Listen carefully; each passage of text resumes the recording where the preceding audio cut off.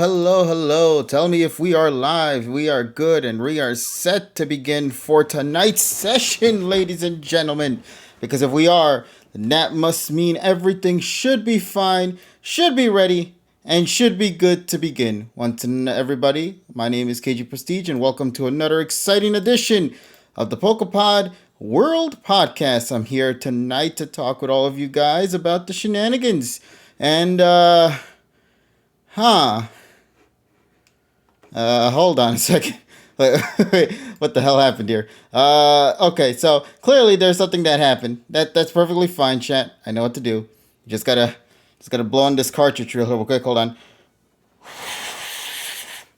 Alright, I think we should be good now. I think everything should be fine. Hopefully it should be good. If not, I'm gonna be very sad at myself for it not working the way it should be. But let's hope for the best here. And let's put that thing in here. It's me. I'm there we go. That's better. There we go. Hello, everybody. My name is KG Prestige, and welcome once again to another exciting session of the PokePod World Podcast, where tonight, me and my pals will gather around to go and talk about the shenanigans that have went down within this week. Hopefully, you guys have had a fantastic week thus far, and tonight is going to be a fan-freaking-tastic night, I hope. Let's just see here if everything will be good to go. In case you were wondering what the hell you just saw in the background just now, that was basically the intro to Super Mario 64, because we have a lot to talk about regarding Super Mario 64. It's me, Mario. I'll get into the call in just a second with my boys. And we're going to have a lot of fun talking about the Nintendo Direct. We're going to be having a lot of fun talking about the latest trailer we got for PM 2019. And many, many more things to come. So I hope you guys will sit back and relax. And to those who might have missed out on it, I hope you guys will rewatch this at the beginning again, just so you can catch up as to what the heck just happened at the intro of today's video. So let's get into it then. Why don't we? So let me go and hop into the call, and we're going to join my friends real soon. Hello, buddy. Yo. Hey, how's it going, pal? Everything all good? Yes. And Nice. also apparently ads, yeah. Mm-hmm. It can't be a stream without ads, man.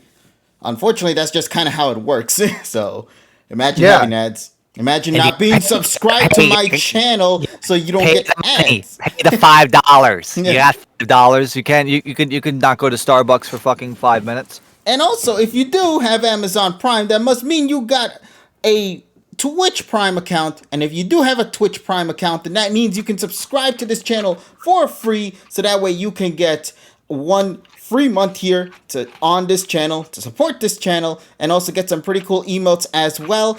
Sub Squad, where you at? Look at all those goomies in the goddamn chat. That is where my gooms are at. My goom squad over here. And also, you know, it's not about the Super Mario 64. It's just that KG was paying tribute to Kamen Rider Black RX. Hey, listen, in this house, we celebrate all different types of references, not just the simplistic ones, because that that one is a really good one there. Finally, a Kamen Rider reference, says Evo. It took us 112 sessions to get one. But yeah, so Tyrone, hello there. What up? What you say you here? I said, where are my gooms at? Yeah, where's my goom squad at? You know. My goom squad. Look! I have the cookie that's worth $10,000. Also, I feel like I just got bombarded literally just now by a bunch of Haas follows here on my channel. Yes. I just welcome to the club. We're gonna hold on. Like legitimately, I just got hit. Let me count real quick. Gotta give you the link. 3, 4, 5, 6, 7, 8, 9, 10, 11, 12, 13, 14, 15. Damn. All right, we got it. Okay. So also, before we do that, when you have time, KG, you're gonna use this.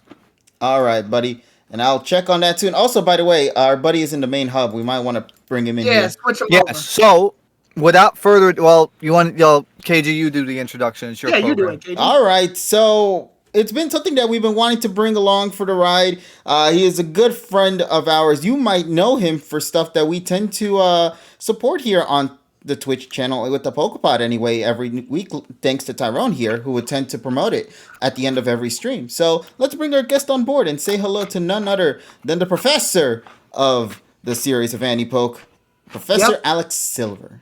Yep. And hopefully you guys will bring him on right now so we can go and talk with Yeah, him. let's switch him over. Here we go. And whoop. Hello There he is. there, buddy. Hopefully you can hear us loud and clear. If you can, please let me know so I can make sure everything's running fine, because I don't think I can hear you from our end here, buddy. He's probably It's time.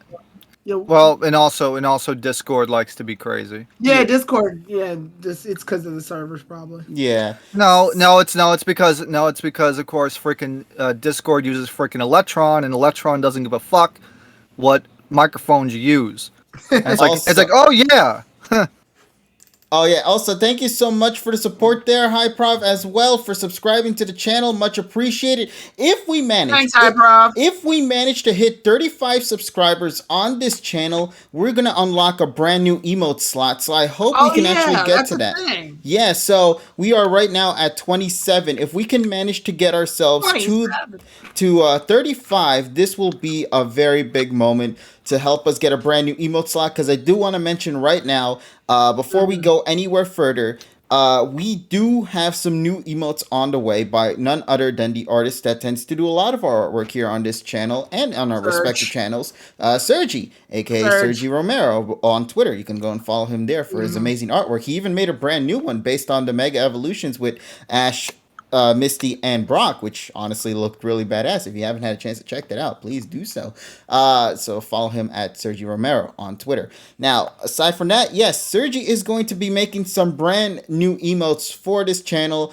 And of course, if we can manage to get our hands on even more subscribers before we hit the 35 mark, we'll get when we hit the 35 mark, we will then get our hands on a brand new emote slot to fill in for those new emotes. I think you can actually go up to 50, and if you get to 50 subs, then you get all the emotes available for affiliates, at least from what I'm aware of. Also, I think Alex went back or something. There we go. Is he here now? There we go. All right. Hello there, buddy. You hear me? Because if you're trying to say something, unfortunately, I don't think we can hear you, pal. So yeah, hopefully we can get this in terms of this situation here. We'll figure that part out. Yeah, and then of course with the subscriber stuff, and hopefully voice and video. we'll be able to get to the 50 mark as well. In fact, I might even, if we can get to a high amount viewer tonight for tonight's session, I'll actually even go out of my way to donate some gift subs to those people as well to continue supporting and get themselves the emote sub myself, man. Sometimes you got to take care of things in your own hands. Or maybe the chat can work on that Fine, too. I'll do it myself. Yeah, fine. Let me get my glove real quick. Yoink. Yeah, I'll do it. But that all depends, as long as you guys stay here, hear us ramble for the next 2 hours, talking about things from the world of Nintendo Directs to the world of Pokemon 2019 and many more. What's up, Joker? How you doing, buddy? So yeah, it's going to be an interesting time to try to figure things out. Hopefully we'll get it working. I'm almost out of my Gumi point for the taco. Damn, man. We're getting close, though, to the big number. Hopefully, let's see what our friend has to say. Hopefully you guys can chat with him while we're just chatting with the community here for the time being. So, yes, let's see. Can you try adding back on? All right, so when he gets back on the call, I guess we can try seeing that. And then TSS, didn't you have a tech talk today? Yeah. Well, yeah, because we don't really have much to talk about besides the Lucario thing. No, we have 2 directs to talk about. We have the Mega Evolution shit. Yeah, which I know the Mega Evolution is probably going to be a very meaty discussion all in itself. And then obviously we have our guest, yeah. Yeah, and then of course we're going to obviously interview our guest for a bit. I'm not sure how long this session will last for tonight, but let's hope for the best, no? Well, we always pull it off. Yeah, we always manage to pull it off. Hey, look at that Dill Pickle with the cute little 5 gift sub chest thing he got going on. Oh man, how you guys all doing? But is Discord working today? Because it says it is temporarily unavailable. Really, Goggle? Is that really what's happening to you? Because I didn't know that. Is anybody in the chat right now here having any issues in any way, shape, or form with Discord? Or is it just he needs to be added back, by the way. Okay. He has to, but he has to get back onto the main I think channel. It means like you actually call him. Yeah, I got you. and let's see if it works. If maybe you just Well, gotta call I mean, him. I can't. I mean, I really, realistically. No, if you right Can't do click that. on him, you'll see that you have the option to call. Well, the problem is I don't know if it will just go into a thing Oh, here. into like a separate call or into like Yeah. yeah, and Second, I don't. Yeah, it goes into I'll a head separate. off temporarily and come back. All right, Sure. try doing that, seeing if that works, Yeah. Taron. We'll get back with you soon. Right now, Discord's working for the other chats here. All right, Discord's working. You know what's actually funny. Let me actually say something. So today I was in Midtown, and for some reason I couldn't make any fucking phone calls. Like, don't you have 5G? Yeah, and then 5G and LTE just didn't want to make any phone calls. Like, it was dead. Like, I was on like the east side, and I was trying to call people, and it wasn't going through. It's saying no network, even though I had full bars. And then as I was walking, it went down to HSPA, which is like 3G. What the hell? And then a call went through. So there must have been some sort of like cell tower problem or cell network problem in Manhattan today. But Jesus, what the hell kind of situation was that though to have caused that? Which Midtown? The one Midtown. It's literally in the mid of town, man. It says it in the name, buddy. Right. Actually, I was on 34th and it was fine. All right, he should be coming soon. All right, that's good to hear. Yes. And then no, but on the Upper East Side, I was having issues. Huh, that is interesting to hear that happen. There's man. two Midtowns. To who? Because the Midtown I'm talking about is between 23rd and 57th Street. That's what the fuck I'm talking. That's what the fuck I'm talking about. Ah, All right, hold on a second. Let me just put this here to the side, make sure everything runs fine. But yes, like I mentioned before, we got a lot to discuss for tonight with our silly shenanigans of the week.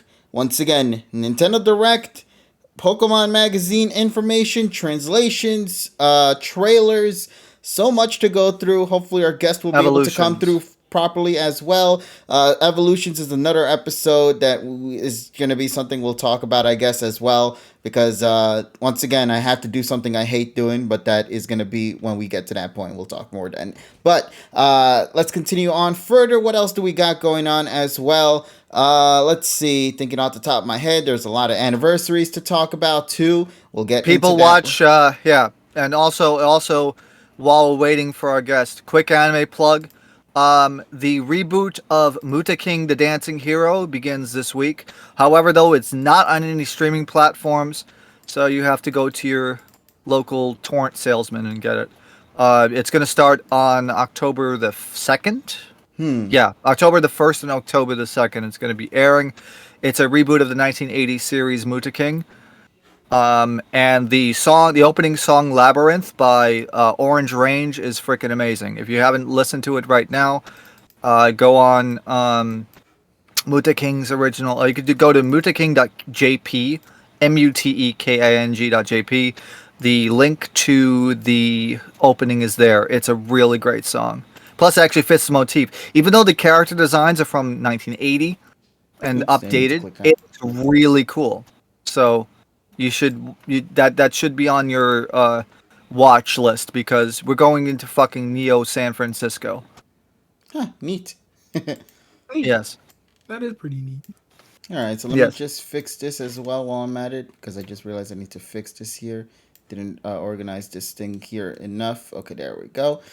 We should be good now. One last thing before we go any further as well. Once again, massive thanks to Artesian Builds for, as always, being in partners with us here on the pod as well. Once again, just to remind fans, if you ever want to go and grab yourself a nice custom build PC just for you, you can go to visit their websites down in the description below at Artesian Builds, and you can use the code KGPrestige at Kart to save up to $200 on your custom PC. They have their own respective Twitch channel where you can go and watch them actually create your PC on there live, And if you ever just want to see how it all goes and boils down, it is incredible, wonderful group of people right there working behind the scenes, and it is a fantastic time to check them out. So please go and visit them over at Artesian Builds at Twitter, on Twitch, and once again in the description down below within the the things, and you click the image and you'll be able to get to visit their site. So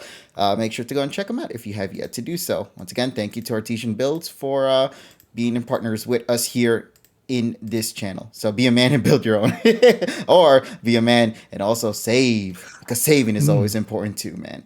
All right, we're getting a lot of people coming in for tonight as well. I'm noticing we're getting to like 40 people. Let's keep that numbership growing, chat, so that way we can actually help out those who don't have the free subs and give them free gift subs, because we're going to try to hit that goal, make it to 35. We are at 28 out of 35 right now. If we can get further to that 35, we'll be able to unlock a brand new emote slot to use for this channel. Sergi's already on the works. He's already working hard on making some brand new emotes for us. And also, this would be a perfect opportunity for me to let you guys know as well that, hey, if you have any suggestions for what emotes you would like to see with Ruby, do let us know. And that way I can give Sergi an idea as to what we can build for an emote. This will be a community emote for all of us to use here on this respective channel. Here we go.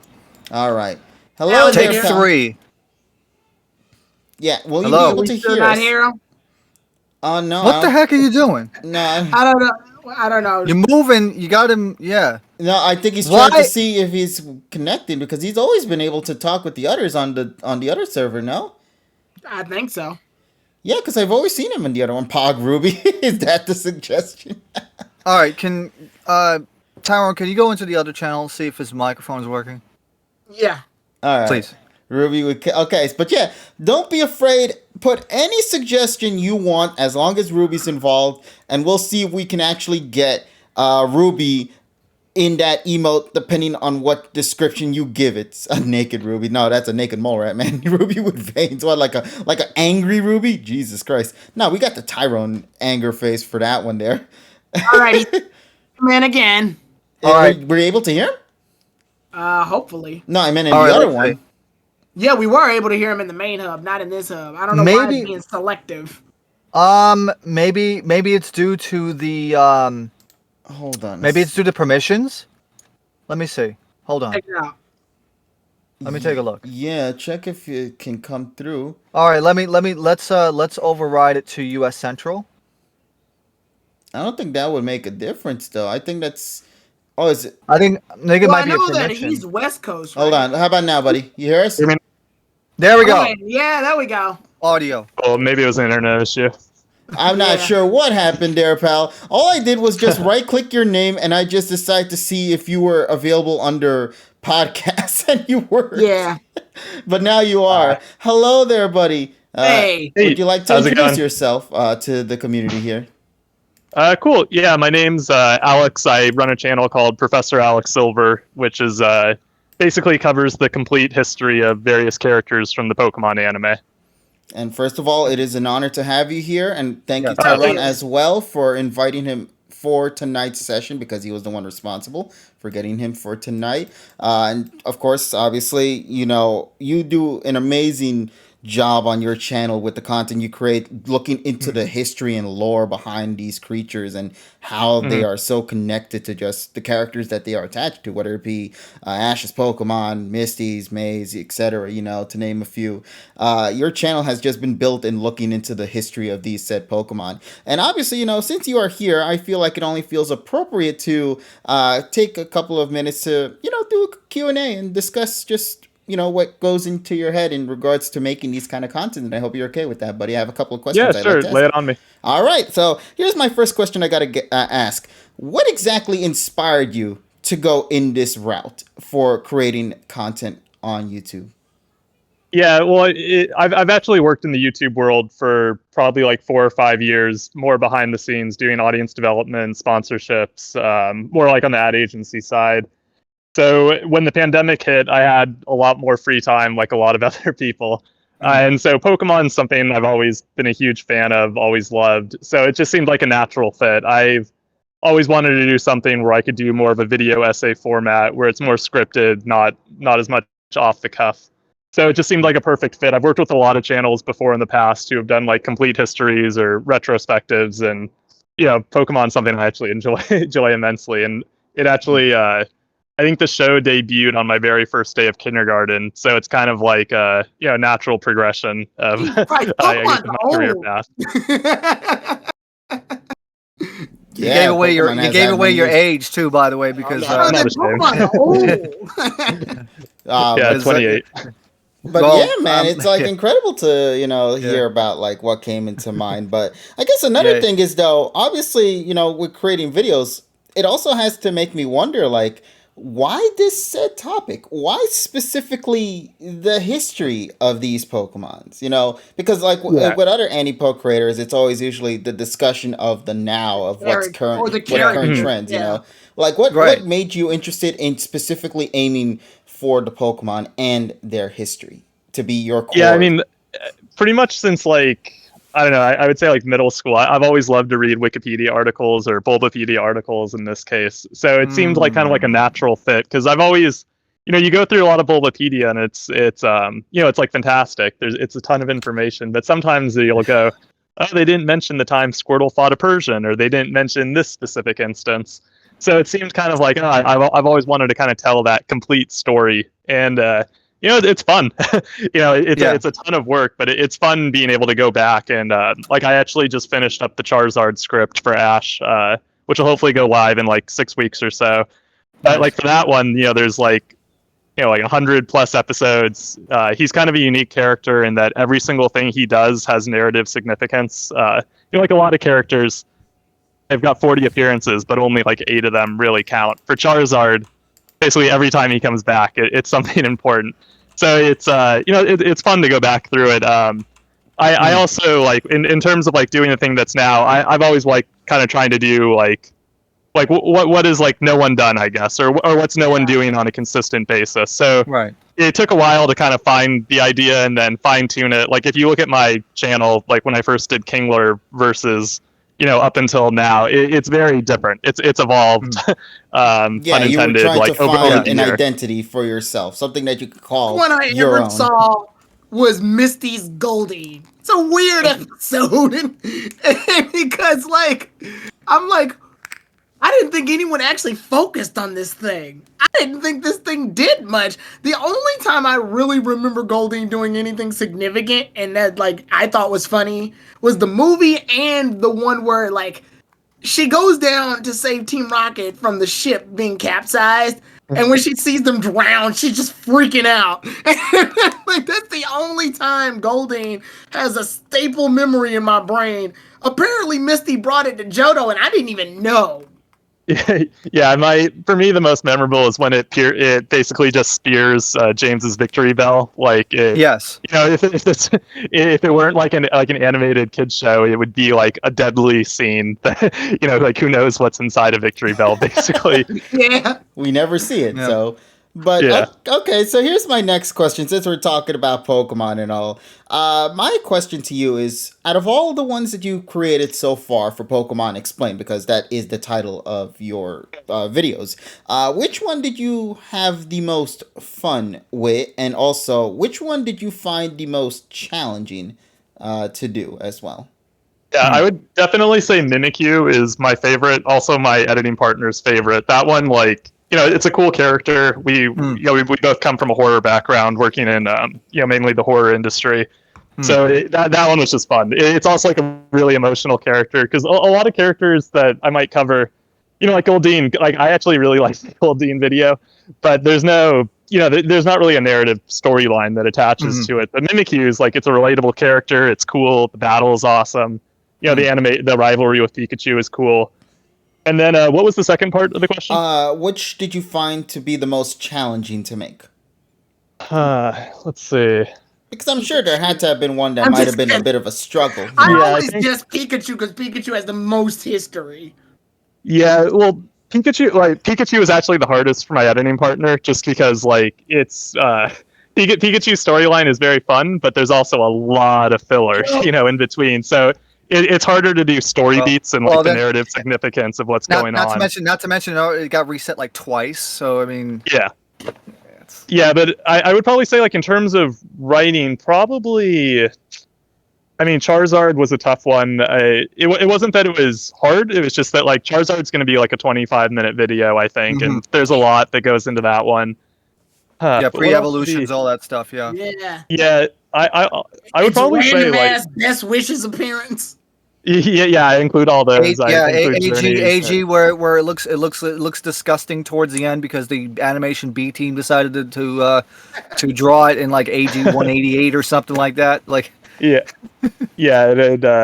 I've always thought it was a little strange. It's kind of interesting going back through the battles, like especially for Charizard, because like there's some which I remember watching like 15 years ago or however long ago the Battle Frontier was, and it's like, oh, this is so exciting seeing it. You actually got it right. You actually hit it right on the head. It would be 15 years because remember DP started in like September of 06.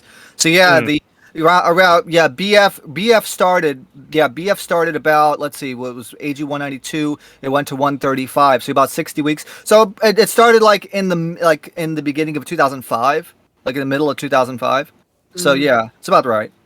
Yeah, it's some of the battles like doing we had a lot of fun doing Mega Charizard, Alon's character. That's one of my favorite videos because it's just like it's fun, it's intense. There's a lot going on, but watching some of the older Charizard battles, they were so much more exciting as a kid. But now when you watch the animation now, it's like okay, like this is a little bit clunkier. It's luckily like Diamond and Pearl is awesome and the animation's really cool. So like after a certain era, it starts to get more fun to animate the battles. Well, to be fair, between DP and the end of X, Y, and Z, that's when it was using variable frame rate. It was using mixed 24 and 30 FPS. So most of the CG stuff that you would see in like Diamond and Pearl, Best Wishes, like the Leaf Storm attack, those were done in 30 FPS because you could see that there's a lot of fluidity in it, and also the 3D camera using X, Y, and Z, you have 30 FPS panning shots. They got rid of it in Sun and Moon, and they went back to 24 FPS. So I think the Alon's Charizard episode that you made was the one where you started adding sound effects to the battles. Yeah, we've added it a lot, like on previous ones. That one was just kind of more of like, with a lot of the edits, it's like we only have so much time essentially, like trying to hit it by a week. But that one was an insane. Like my partner just like crushed himself doing that one. Yeah, it was good. It was good. I was like, we're looking forward to Greninja for that reason, because Greninja is going to be like, I haven't even started writing it, but it's going to be intense. Like I've been trying to write it for like, I've just been so busy.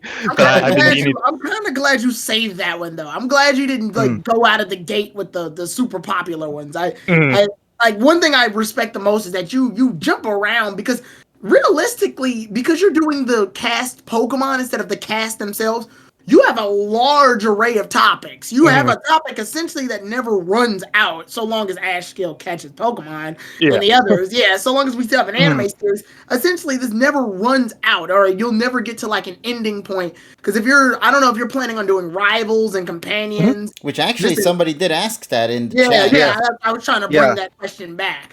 So are you planning on doing like rivals and companions? I know you've done some ones. There's some trainers you've done that I'm just like, oh, interesting. I didn't expect I've done probably like maybe 10 rival characters so far. Like Stefan Sock is one of my favorites on the channel. Like I really like Team Eevee. Like I like a lot of the obscure characters. It's a little bit more fun. It's also fun during the research. Like I really enjoyed doing Sawyer's Mega Sceptile, Alon's Charizard, Paul's Electivire, because it's kind of like, you work with like maybe 10 to 20 episodes where you're pretty much looking at like it's a non-Ash focus. So it's not like, okay, we don't get all the badges, we don't get all the battles, we don't get all the leagues, but I just did Gary's Blastoise, and that one was kind of tough because we didn't really have a ton to work with, but I thought I thought it came out well in the end, because it's like, you miss its entire backstory until the Johto League.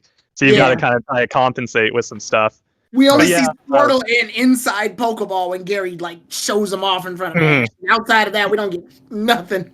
Yeah, Right. I really like to mix it up. Like I try not to do more than like one maybe like one or two Ash videos at most a month. But I Right. don't want to just like exhaust every Ash option. And also, Yeah.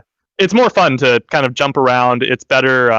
It changes up. It makes it so the videos don't kind of because like there's certain characters everyone wants to see Staraptor right now, but it's like, okay, I need to wait a couple months because Swellow and Staraptor are identical Easy, in yeah. terms of easy. Yeah, if you storyline. put them back to back. But you forgot to do one thing. You forgot to add the Suba.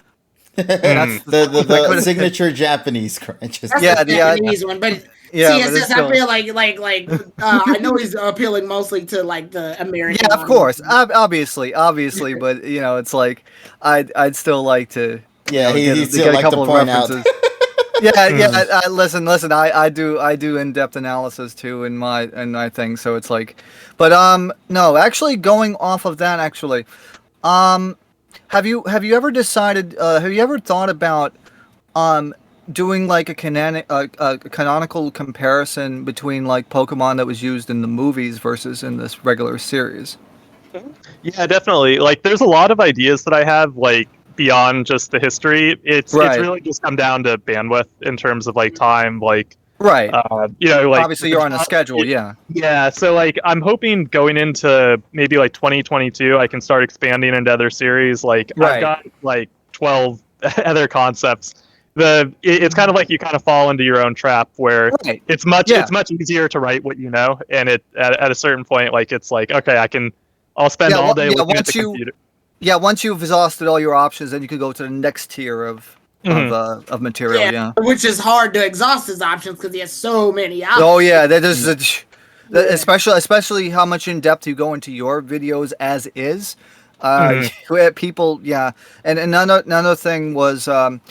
It's nice that you're mixing it up too, because a lot of people, they don't like to see like stale and repetitive content. There's certain things where it's like you see a creator and you see it in your feed and it's like, oh, it's the same video, it's the same type of video. You see 3 of those in a row and it's like, and you don't. Well, not even just that. Like Professor Silver's doing the Pokemon that most people don't check up on every time. They don't. Yeah. So this gives him the advantage of actually covering those bases, right? And makes you more anticipated for when he actually covers. The popular stuff. Yeah.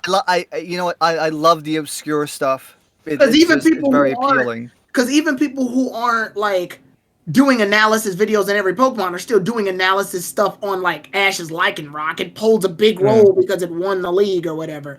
Yeah, but like here, he's got this versatility that's been used, and I found him. TSS, you won't believe this. This is the one time the YouTube algorithm actually won. I know, right? That's how I found him.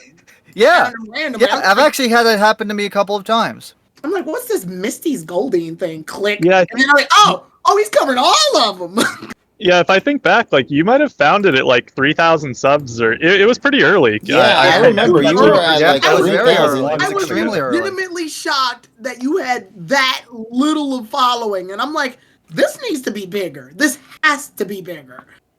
I made a comment on one of your videos. You probably seen me in the comment section a couple of times. Had I done Ash's Squirtle yet when you found it? I believe you probably did Ash's Squirtle already, yes. Yeah, that was the one where I thought, like, okay, Ash's Squirtle, this is the... Like, I always thought that was going to be the one to kind of hit it big. It turned out to be more like Snorlax or Mimikyu was kind of the first one that took off, but... Well, Mimikyu is an overall popular Pokemon. Well, and also to be fair, it's relatively recent, so that's probably the other thing. People have fresh memories of Sun and Moon. Yeah. Yeah, so I do have one last question to ask you, and then after that, I'll also request those in the chat. If you have any questions you would like to ask Professor Silver, you can just write it down, and we'll check up on the questions, and we'll make sure we'll give good questions to before him. you add, I want to make it clear, I don't think, and this is just, I don't know if I'm speaking for you here, but as far as request, I think he already has like a method he wants to do on how he does these, so I think we would would you stick with your method or do you take requests? I saw on Twitter sometimes you do requests. Oh, like requests is in like what character should we tackle next, or Yeah, what? which Pokemon? Yeah, no, I definitely take like kind of like a temperature check and pulse. Like I basically like on every video, I'll generally ask like what Pokemon should we cover next, and like you guys probably seen I respond to every comment or Yeah. almost every comment basically. It's Twitter, so yeah, follow yeah, him I mean, on Twitter for requests. yeah, the requests like I'm always open for it. Like for some of them, they're like for some people they won't understand like Greninja's going to take 5 times longer than other videos, like in terms of like editing and writing. But yeah, I'm always open for it. Like I try to I like to see like what do people like to see most. Like I can definitely tell you like Charizard, Sceptile, Greninja, those are commented a lot. Those are big ones. Yeah. Yeah, but I always enjoy seeing like the obscure ones too, like when people request them. Like I know like Red's Charizard was kind of like an obscure request that turned out to be like one of the more popular that people really enjoyed seeing. So it's always fun like when there's like an option where it's like, oh, I hadn't thought of that character before. I haven't given that one much thought, but it'd be really fun to tackle it. Yeah. Yeah, it's like once again, as everybody mentioned, both here in the call and also on chat, your content is incredible to just kind of see because it is a breath of fresh air in terms of content here within the YouTube scene. And it makes me very happy to see what once was at 3,000 when we first experienced it and saw your channel now at whopping 35K plus at this current moment, and it's still growing as well at that. Which first, by the way, congratulations on that fast growth as well. Thanks. Yeah, man, I'm very happy for you, and I'm glad to see that the content that you're making is also still keeping interest for viewers, both new and old out there who've been watching your content throughout the year, and cannot wait to see what more you have in the future. In fact, you already teased us a little bit for what you're gonna make, and I guess the last thing I wanted to ask, exclusive. the last thing I wanted to ask you before the chat can come in and ask their questions is, how long does it take from starting something to actually seeing it release? Like I believe with the Charizard one, you said you've had that since 6 weeks now. And I'm assuming it's going to take longer to actually see the video fully recorded, edited, and all that. Like, how long would that take? It's very variable based on the video. Like, one like Goldeen, for example, like I could probably do the research and write that one in like a day or two, and then it's probably like a day or two editing. But, it really depends, because a lot of the times, like, when I do the research and like skim through the episodes, get timestamps, look through the specific scenes, sometimes I'll do multiple Pokemon at once. When I write them, I'll do the same things. Like I'll write multiple battles at once or the summaries. But I would say in terms of like average time, maybe between like 40 to 80 hours per video between me and my editing partner. It's tough to quantify exactly, mainly just because like it's always on my mind. Like when I go to sleep, I'm thinking about like maybe I'll when I'm on the elliptical, maybe I'll just spend like an hour rereading a script and trying to re-edit something. If I'm running, maybe I'll be thinking about it. It's kind of like it's an always on sort of thing. And then on the editing side, it's really variable. Sometimes little things can affect us, but it's generally like maybe 2 to 3 days plus per edit. It's going to depend a lot. Like Mega Charizard was a really long one. One like Goldeen is more like a day. But it takes a while, suffice to say. Okay. Thanks for answering that, buddy. Now, I do have some questions here, and I do want to add some things as well on top of it, because somebody did ask in regards to Go and his Pokemon. I'm assuming you're probably not going to touch the current series, given that it's still ongoing, and rather you're only going to tackle ones based on characters that already had their story concluded in a way? Or are you open to the idea of tackling ongoing Pokemon from the current series? No, I'm definitely open to tackling some current ones. Like I've done 2 mini videos, sort of like Infernape's Return and then Dragonite's Return. I kind of did like a 3-minute recap. But in terms of like the complete histories, it's a possibility. It's it's more fun doing like when the story's kind of wrapped up, right? for the most part. But there is a Journeys character that I'll be covering next month. So that'll be kind of like the first one of like a history so far. So that'll be a fun one. Yeah, I'm looking forward to doing if he those. does Yeah. videos on Go, it'll be you got content forever.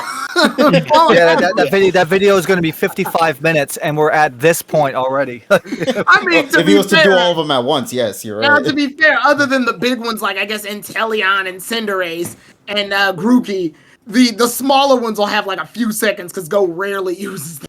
Yeah, I think Dugong would be really fun. I've always thought he's kind of a cool character. I You know, like, do. I really like doing kind of like the the goofball characters. Like Psyduck is one of my favorites, and Yeah. who did I just Ash's Gibble was a really fun one to make. Gibble, Krogunk. Like I'm really looking forward to covering like Skitty and Munchlax in the future. Grookey looks really fun. Like I'm excited to cover his character. I watched the Gibble one. I watched the Gibble one recently, and I thought to myself, "Wow! Now that he's laid all these events out, Gibble's kind of a dick." He's kind of a jerk.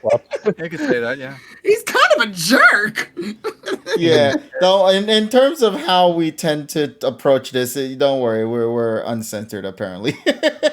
But no, but yeah, like you said with the Gibble bit, it is kind of hilarious. Yeah. And I think that's the beauty of these kind of videos though, because you open an eye to a lot of longtime viewers, something that we never took for an idea and approach. Like as Tyrone said, you see Gibble for what he's done in the series, but like nobody's ever really looked into the lore and to the history of the Pokemon and made you realize that, the attitude of that said Pokemon is vastly different than what we initially thought it'd be. And I think that's what makes it incredible with your content. It's like it gives you a different perspective, but also kind of educates you as to these Pokemon on these shows you might enjoy loving or might be in the middle of watching, So Thanks. that's what I love about your content, man. And once again, very much looking forward, especially towards that Charizard one you're talking about, because knowing Charizard and the history behind that Pokemon, at least the ones that I know, it makes me wonder, like, am I really that big of a Charizard fan? Do I actually know everything about that Charizard? Are there things I'm going to completely skip out on? I think that's the anticipation part I enjoy the most. Is like,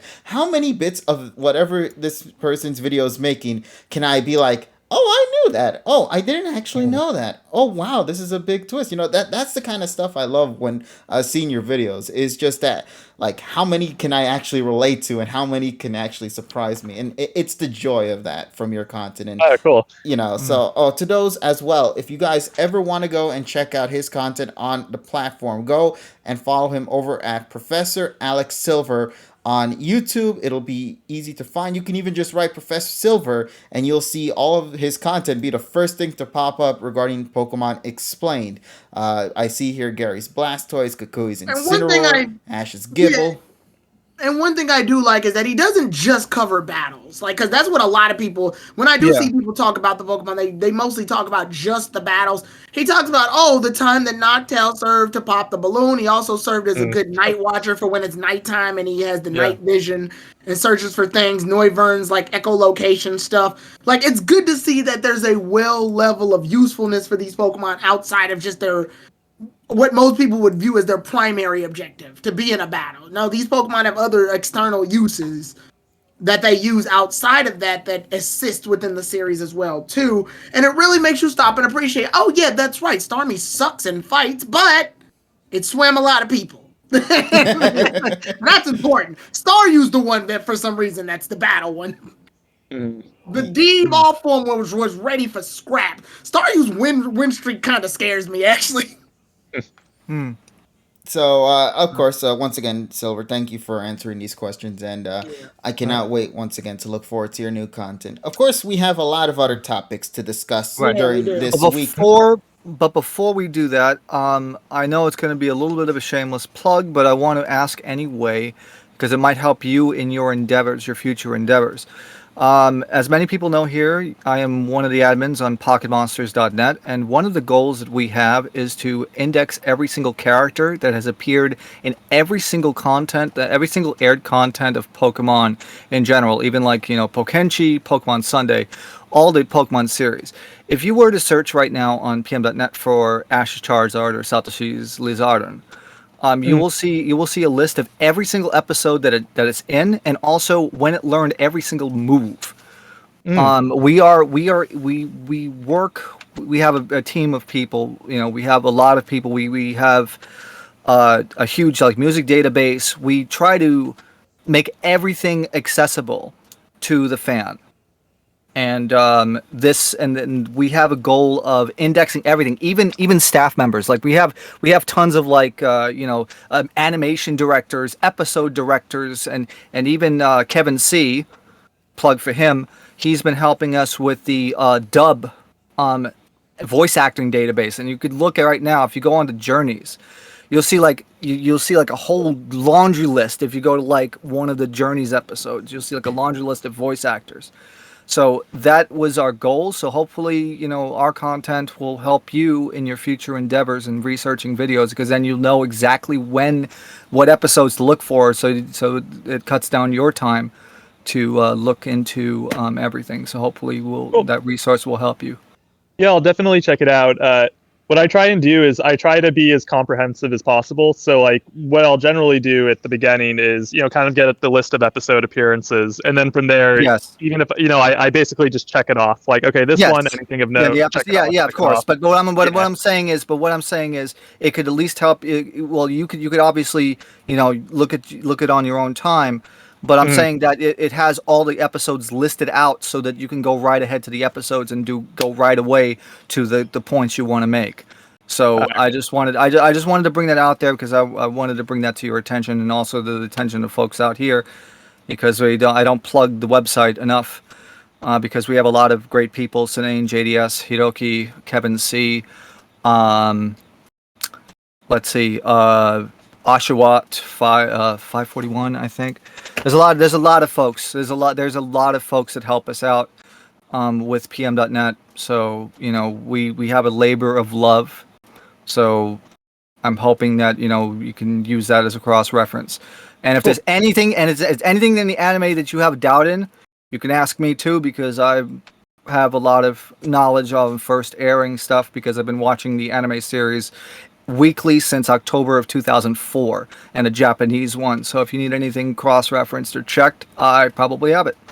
Cool. All right. Sounds awesome. Yep.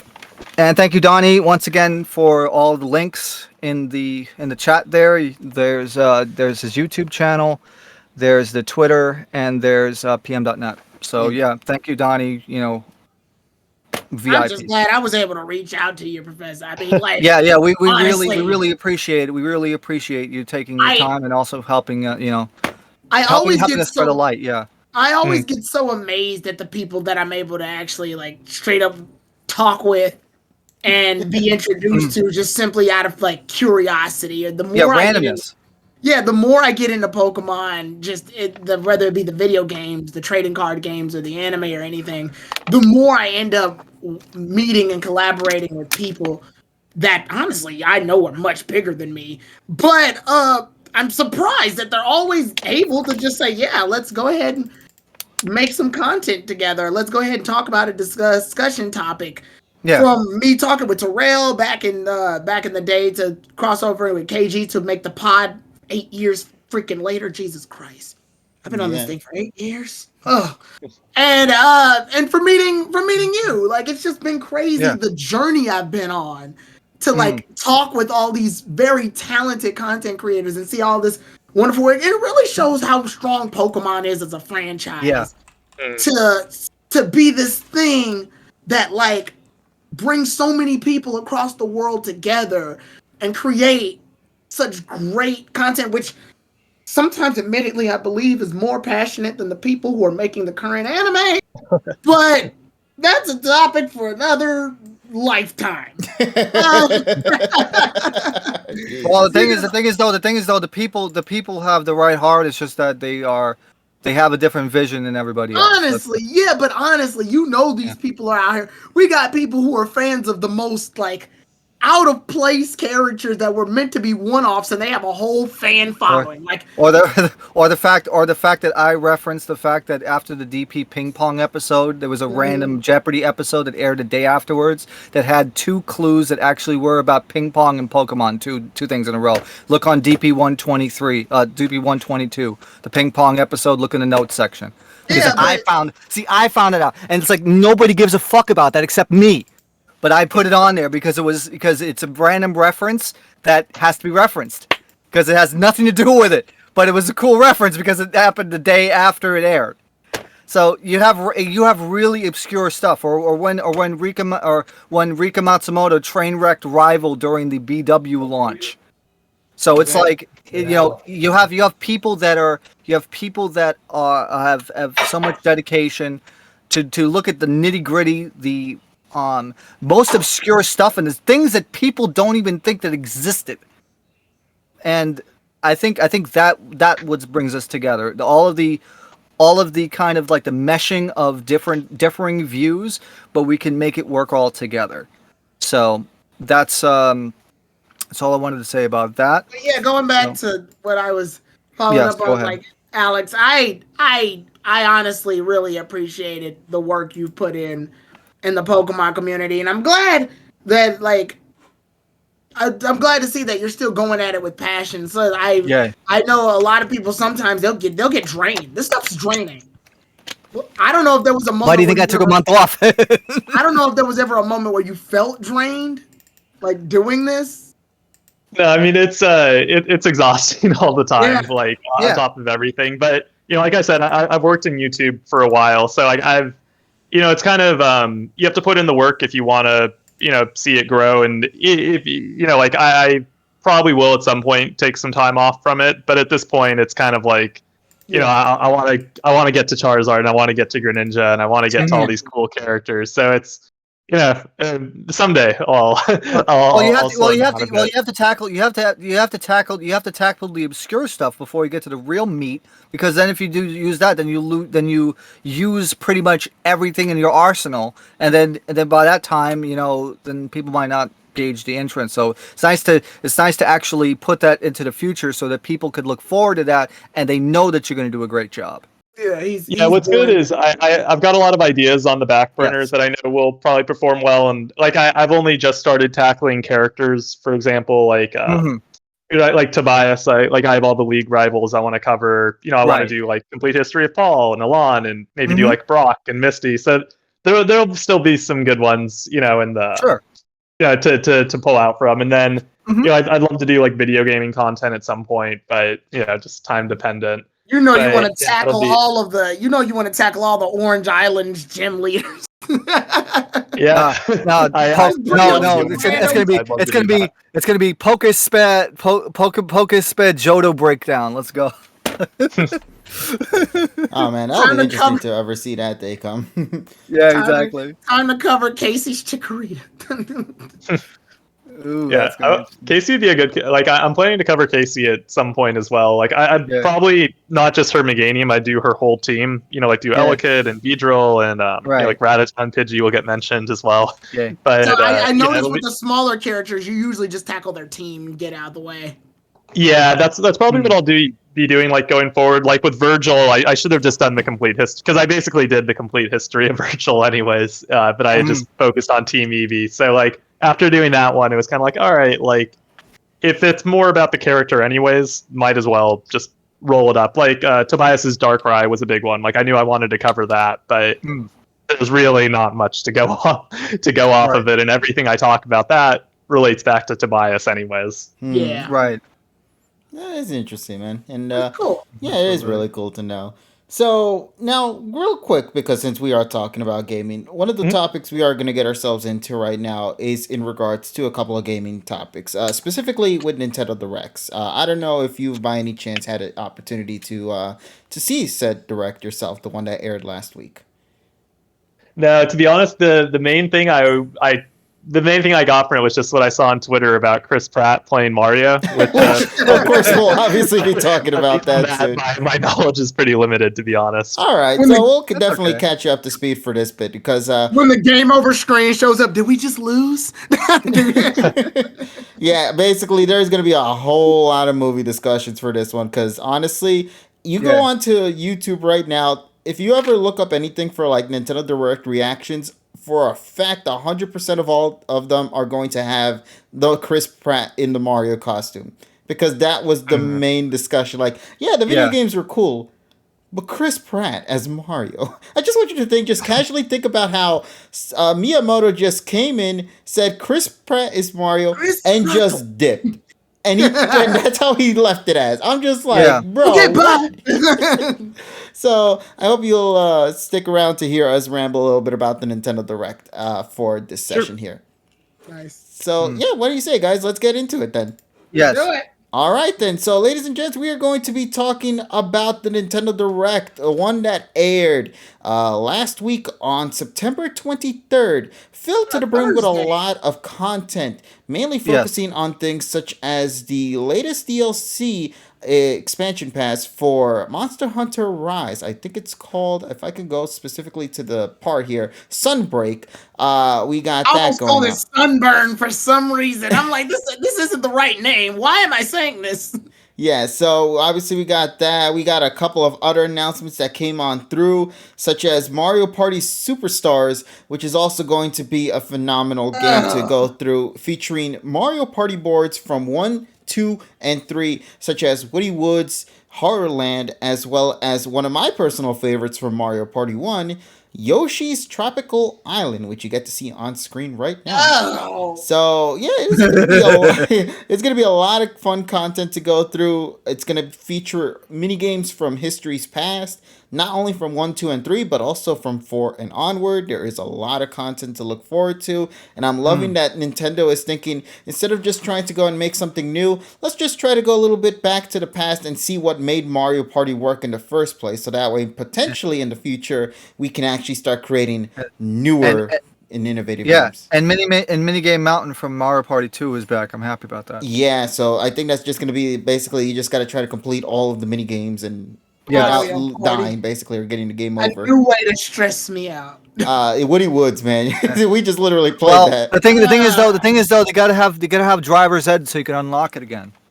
We'll see what happens, man. I'm not sure what this board has to offer, but it does have online play, so that's something to look forward to. Now, here's another big surprise as well. Yoko Taro, who's a very well-known developer across the Twitter community and YouTube as well, especially known for the Nier Automata series and all that, or just the Nier series in general, is working with Squeenix to actually create this cool trading card game that pretty much plays as the card game, but also is a fusion of Dungeons and Dragons as well. Yes, it's a Dungeons and Dragons / card game. I like it. I like the concept. It looks cool. Titled The Voice of Cards, The Isle Dragon Roars.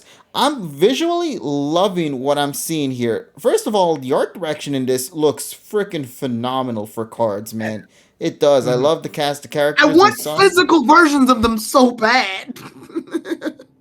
Well, if it gets popular enough, maybe I really just want physical cards. Like, I want, if you get the game, that they have at least some of the a deck of physical cards or something. Yeah, like a little cards or whatever. A pack of like a booster pack. That'd be nice. Yeah.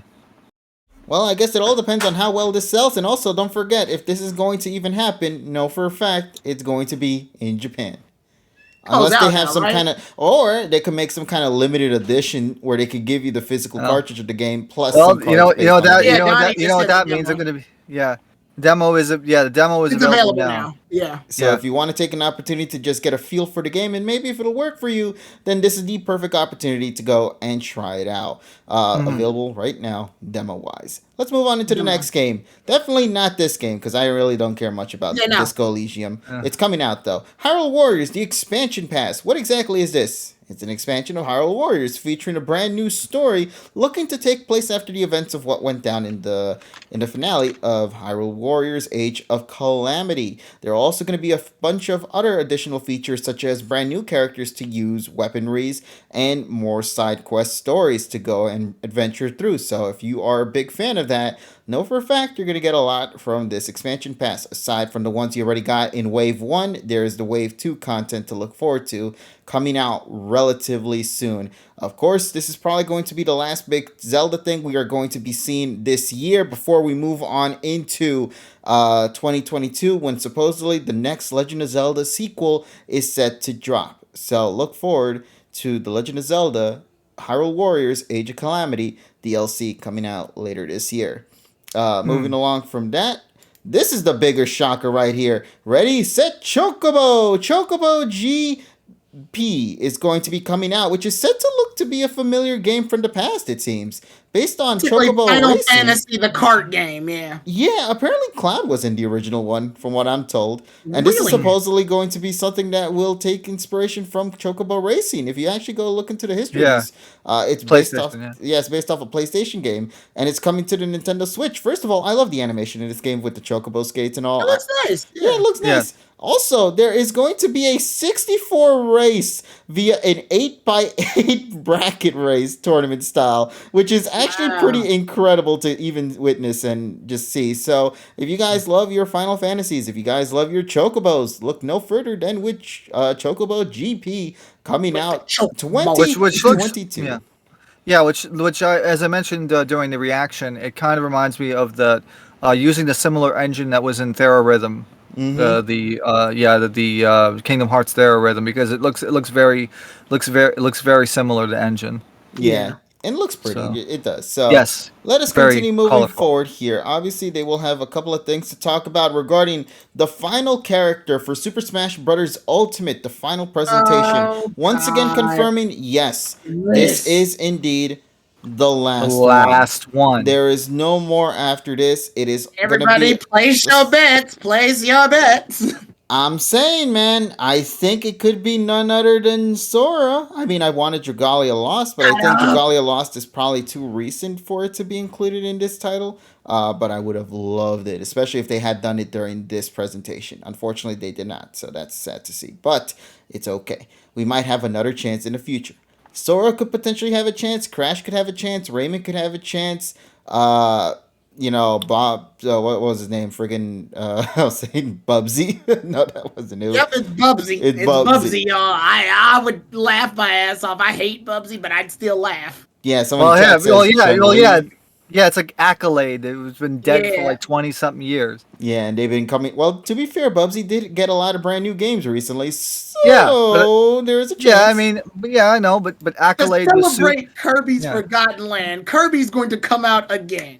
Except it's going to be the old school Kirby design, not the newer one. Yeah, because I'm Sakurai and I'm biased. Goodbye. Speaking about Goodbye. Kirby, Tyrone, nice transition, don't you think? Yeah. Because after the Smash presentation, they showed off a trailer about a brand new game coming out later. I in thought spring of looking 2022. at this, I thought it was Splatoon. Yeah, I thought so too. Because it looks visual-wise. Yeah, very- it has yeah. like the popping colors, yeah. The Yeah, the thing motif. the thing that took me away from it was when I realized, wait, things are alive. You know what I mean? Yeah. Like plants and natural habitats. That's not really something common in the world of Splatoon. And then, of Kirby, course, they transitioned to a scene of Kirby having a 5 o'clock shadow through the sand marks. And, yeah, it's a Kirby game. And it kind of throws you off for a loop because the way it shows the intro kind of reminds me of, like, how Crash starts his journey in Crash 1, does it not? Until eventually it then shows, Kirby Actually. roaming in a legitimate 3D land in Kirby Yeah. and the Forgotten Land. The first true 3D Kirby game. And I'm not meaning like a Yes. 2.5D or Kirby in 3D graphics in the 2 dimensions. No, this is a pure on true 3D roaming adventure game starting the Pink Puff as he adventures through the Forgotten Lands for some odd reason. We don't actually know anything about the story of this game so far, just visuals, what Just Kirby looks can do. fucking beautiful. And most importantly, cinematic scenes as well, which is actually pretty great. I'm loving it. I will admit, I did get a little scared during a lot of the scenes in this game, a trailer at the beginning, because they were just simply showing Kirby by itself. You know, no power-ups or nothing. However, and you get to the second half of the trailer, that's when it shows Kirby can indeed inhale his enemies and, slash and dash and do whatever shenanigans Kirby is known for doing in the third dimension. And it's actually pretty cool. Even that Katamari Damacy looking thing is actually pretty phenomenal, I must say so myself.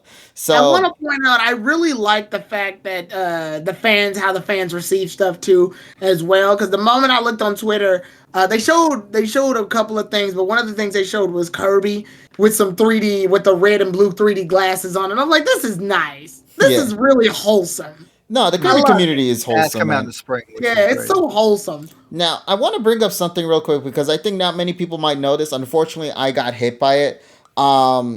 Unfortunately, this game suffered from the fact that it got leaked early. So I learned about the history of this game before the actual direct had happened, and because of that, I couldn't exactly be like Be as 100% hyped up. excited. Yeah. Yeah. However, it was still exciting to see on this big screen, regardless. A brand new full on Kirby game. I mean, who would Yeah, not be excited about a true 3D game, especially coming out spring of next year? 2022 for Nintendo is looking stacked. Pokemon Legends, the potential of Xenoblade Chronicles 3, Kirby's game, Bayonetta 3, which we'll be talking about Bayonetta. soon, Mario and Rabbids, Legend of Zelda 2 for Breath of the Wild. There are a lot of games coming out in 2022 for Nintendo, so prepare your wallets this year, chat, because next year is going to hit you dry. So let's continue on in our discussion, why don't we? So as you saw there, they show off a little bit about this, and then soon after reveal Animal Crossing, specifically the Roost, because this was something that fans have been clamoring for since the very beginning. Good news, you will see it happen. Bad news, it's being saved for a Animal Crossing Direct airing in October, which will go into more details as to what exactly the new game is, or the game is going to get and receive, which, by the way, is all for free. So, for fans who have been enjoying Animal Crossing and wanted to find a reason to get back into the world of Animal Crossing New Horizons, this Direct might suffice. Hopefully it will. and there's gonna be more content. Yeah. So let us continue forward with more other content as well. Just to quickly breeze through it, Mario Golf is getting brand new updates. Ninja and Koopa are going into the mix. It is already out as well, the update. Disney stuff is happening, I think. Yeah. Star Wars Knights of the Old Republic, not the The original, remaster, the original game, the original game that was on the Xbox. Yes, that's Got coming a port. to Nintendo Switch. There's also a couple of other games that have been confirmed for cloud streaming. I think is Dying Light, which we Yes. could really care less about. Moving on, we got the Triangle Strategy game that was Oh, announced a yeah. while back. This Yeah, cool Project looking Triangle game. Strategy, or it's called it's called Triangle Strategy. So Yeah, it's like they just called it. Square, like Square Enix. Come on, So they just went just through the name. trouble calling yeah. Project Triangle only to be like, that's Triangle Strategy.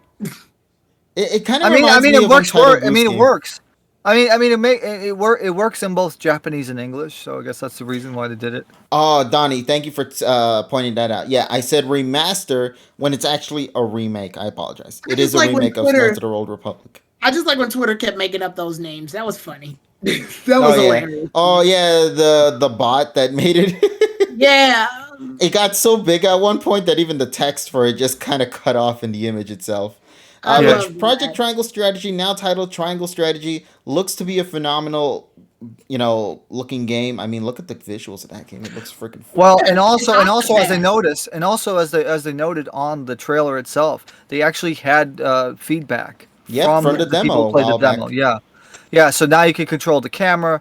There's difficulty settings, so they're listening. Yeah, they did this similarly with Octopath Traveler, and they're doing it again here, and I appreciate the developers for doing that. May they continue Dread. to provide even more content for that. Now, let's talk a little bit about Metroid Dread. It's coming out in a few weeks. I'm not really going to touch much upon it. Just look Yeah. forward to the game.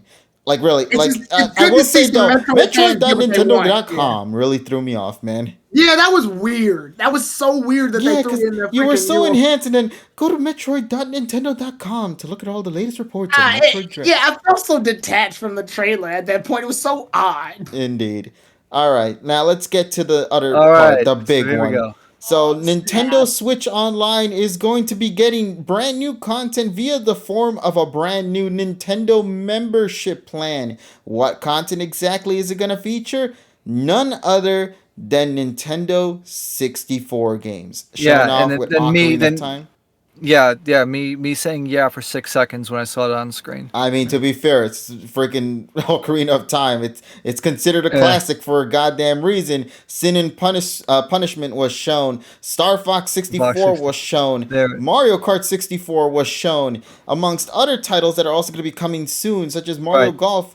And also, most Well, importantly, yeah. the biggest thing about it, and I'm honestly happy that they took their time with it, both locally and online is You can play available. Star Fox online. That's fucking awesome. And what about Mario Kart Fantastic. 64 online? That is just as awesome as well, Right. man. I know. The other things that we didn't notice is that the Japanese Direct had different games. Yes. One of them is the Project Robo games, like two of those, like the Project Robo. So and you notice that I was actually noticing that on the Japanese Direct, they were fading it out as the second title came across. Oh wow. It was kind of That's kind They were trying to keep it a secret, but oof. Yeah. So Custom, moving on the from Custom that, Robo. Yeah, that's right. Custom Robo. Both Custom Robo games. Yeah. the other one that we have to talk about as well, which honestly nobody saw this coming. Sega Genesis is coming to Nintendo Switch Online in the membership plan. Nintendo Genesis with Genesis. Genesis, what Nintendo Genesis? that bullshit. Yeah, so it features titles such as Echo the Dolphin, which honestly in itself is incredible enough as is. So I mean, good job on you, Nintendo, for doing this. And the best Streets of Rage game, Streets of Rage 2. And they got Sonic 2 of all the Sonics. All right, let's go. And they come with the controllers. That is, by the way, the craziest part. That is an official Nintendo controller. And the Sega Genesis controller. For the Sega Gen. Now, here's the coolest part. That Genesis controller you saw on the US Nintendo Direct isn't the only one. Because there's actually an alternate Genesis controller in Japan, which contains the 6 buttons, if I'm correct. Yes. So they're actually having the Mega Drive 6-button controller. The problem is, though, you have to be a member of Nintendo Online to buy either of those controllers, which means anybody in the West, they cannot buy the 6-button controller. So wait until those shits appear on like Yahoo Japan auctions or Merikari or some shit. Mm-hmm. And make sure you strike fast. Or you might potentially just do this. Make a Nintendo Switch account in Japanese. And but the problem is then you would have to have a Japanese address. Also, we get an F-Zero-X. I said F-Zero GX, but that's the GameCube one. So alongside Pokemon Snaps, Kirby 64, Paper Mario, and the biggest surprise, Banjo and Kazooie. I've seen some reactions. They got a pop when they had Paper Mario, but when Banjo came along, they completely lost. No, I lost my shit because that means nobody expected it. We got 2 Banjo stuff in one Nintendo console in the current era, from the form of DLC and in his returning video game, which potentially could also bring back Tooie as well at a later point. And if that happens, we have the complete Banjo set available on Nintendo Switch. And if there's going to be GoldenEye, then everything's going to be out. They're going to be like online GoldenEye. Online GoldenEye. Online. You could be like the kid GoldenEye. That's going to be a whole mess. I can feel it. I cannot wait. I am ready to maul some asses with GoldenEye, bro. People are gonna be golden gun spamming and all that crap. Yep. I don't care. It's gonna bring back some childhood memories, and I'm gonna love every minute of it. They're gonna break the online. But most importantly, people are forgetting now. Now we're gonna have a Nintendo 64 controller with a USB-C connection, which means you could finally fucking play Moopin 64 with the real fucking controller without having to buy a fucking Mayflash adapter. It doesn't work half the fucking time. So that was a lot of use of the word fucking. Well, it deserves because we fuck with that. Indeed. So once again, though, I'm very much excited. Prepare your wallets for this October. You'll learn more about the online information, then pricing and all that at that point. The only pricing we knew was just the controllers, which cost $50 a pop for both. I want to go on a little tangent for a couple seconds here. People that are complaining that we have to pay more money for this, but you have to realize that it's $20 a year base, right? If they charge $10 or $15 more, then $35 a year is still less than what you would pay for like the Xbox, the Xbox online, the Xbox Live, right? Because on base Xbox Live Gold, you don't get extra games, you get discount, but you don't really get anything like extra. And it's like but you have Nintendo that they don't have voice chat and stuff. They do that because it's family stuff, and besides, people use Discord anyway. Like, who the fuck uses? That's just because that's the thing. If the value commodity is there, if it's like 30 to if it's even if you stretch to 40, I think it would still be okay if they promise to add more games. Because the problem is we know the Nintendo Switch Online pool of games, especially for the NES and SNES, they haven't really been updated very frequently, and when they do, you're only getting about 3 or 4 additional games. At that point, you don't even know when it's coming, how it's Yeah, coming, and and what's oh, coming. well, the only thing good about it is that you can, if you have a Japanese account, even if it's not Nintendo Online, if it's not Nintendo Online enabled, you can still download like the Super Famicom and the Famicom. If I could download the Japanese versions of N64 stuff and the Mega Drive, then that would be cool. Mm-hmm. And hey, look, it's Toby Fox on screen. Yeah, it's Toby Fox on screen revealing Chapter 2 of Deltarune. So both Chapter 1 and Chapter 2 of Deltarune are available now on Nintendo Switch, which, by the way, I think is the biggest shock that it actually came pretty quick when it got first announced. So much appreciated for Toby Fox there. And also, just want to give credit where credit is due. I love this man's dance. Just saying, his little dance in the trailer was actually what sold me for this. It's really cute. I don't know if Tyrone saw this or you guys saw this on the one thing. I posted in like a memes thing where somebody made Delta 2 Rune meme with the Persona 5. I did see that. That was great. Now they show a little bit of a reel. All right, so guys, let's get to the big one. Why don't we? Yeah, let's go. So the biggest thing that came out of this direct is Miyamoto-san. Even he's looking confused, like, oh, it's yeah, like, what the hell are you doing here? Nobody invited you. Right. Well, Miyamoto, what did he do? He came in to talk about Illumination because, yes, there is a Mario movie coming out really soon. He shows off who's working with the producers and, most importantly, who's going to be in this film. But let's take a second real quick to talk about the big announcement. It is going to be coming out in holiday of 2022. Which I think the official release date was, if I'm correct, December 21st. Yeah. For North America, let's be precise there. Europe, Japan, and other countries have yet to get an official release date. Only just those here in the U.S. know that it's coming out on December 21st. Right. We haven't seen an official trailer for it just yet, but we did get official confirmation as to the voice actors who are going to be in this. And let's begin things in order, why don't we? So let's take a second to talk about... The man who needs a shave! No. The man of the hour, freaking Star-Lord, a.k.a. the Lego Man in the Lego movie, a.k.a. that hunter dude in freaking Jurassic Park, a.k.a. I don't know how many roles this guy has had. Chris Pratt is going to be voicing Mario in Super Mario movie. Is nobody else finding this as a shock? I like that Chris Pratt had fun with it too. Some guy joked about that last year. I like that Chris Pratt played with it too, because he made a tweet. I don't know if you guys saw it, but he made a tweet where he goes, "I'm Mario. This is how Mario's gonna sound." No, I'm just kidding. That's not how he's gonna sound. And like, that was the intro I did for the podcast in this. Yeah, he literally did that video, and I'm like, I'm glad he's having fun with this. I'm glad he's messing with people. Yeah. And I'm glad that you know what my favorite part about this entire situation is?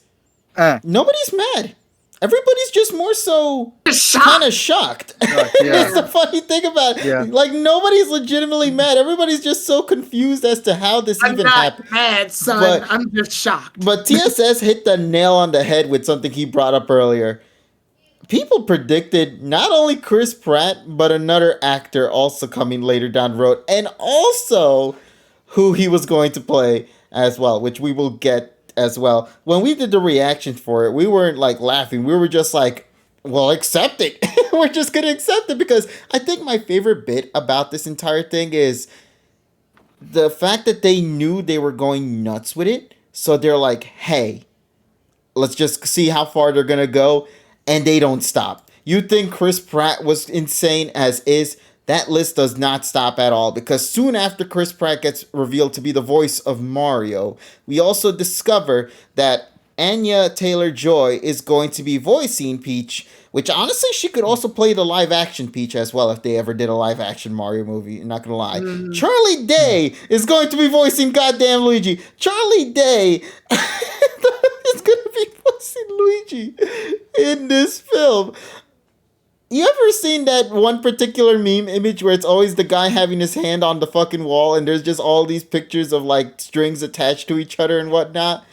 That's him, to those who might not know. I've watched a lot of Sunny in Philadelphia. I want Luigi to wear that one outfit from the one episode of Sunny where he's like, Dayman, fighter of the night, man, champion of the sun.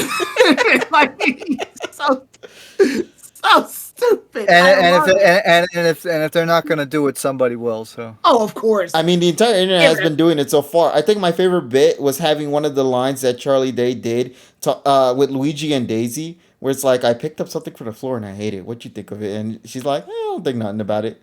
And then he's like, ooh, I like you. Something like that. Yeah. I love that the internet once again took this into stride and we're like, let's just have fun with it. And once again, this doesn't stop. You thought this was the crazy part about Charlie Day as Luigi? Nah, let's go even crazier. Because it gets confirmed, and this is the prediction somebody made, Jack Black is going to be voicing Bowser. Jack Black is going to be voicing Bowser. And as I mentioned on the reaction, if he does not do a musical number, then it'll be a complete waste. Because he needs to do a musical number. Tenacious B, yeah. God, I made the joke. You gotta come out with like an acoustic guitar and do a freaking solo. Yeah, I did make the joke before the pop, and I just was like, "Hey Mario, hold a dive, you can hold a dive on the midnight sea." And I love this. I really do. I'm loving this voice cast. This is really becoming fun. Keegan Michael Key is doing Toad. Keegan Michael Key is doing Toad. Tyrone, what was that one joke you did with the princesses in another? Oh yeah. Look, Mario. Look. I'm not saying you're right. I'm just saying the princess is in another castle. And I can see somebody even did one of the lines in the Toad voice for another film, which is with Aaron. I don't know if you heard about that one. Yeah, where is Aaron? Where are you, Balaka? Seriously, go watch these clips on Twitter. The entire Twitter community went nuts as the voice cast was going. That clip was hilarious, especially in the voice of Toad. Seth Rogen is doing Donkey Kong. I need to hear his kind of laugh as he does the Donkey Kong voice, man. Because everybody knows Seth for his ridiculous laugh. Let us be real, man. He deserves to have that with Donkey Kong. Yeah. We actually have Mario's voice actor. Yeah. Yeah. Okay. And honestly, yeah, we're gonna have a little discussion on that because a lot of people on the other side of Twitter that were less receptive, they were saying like, oh, why isn't Charles Martinet Mario?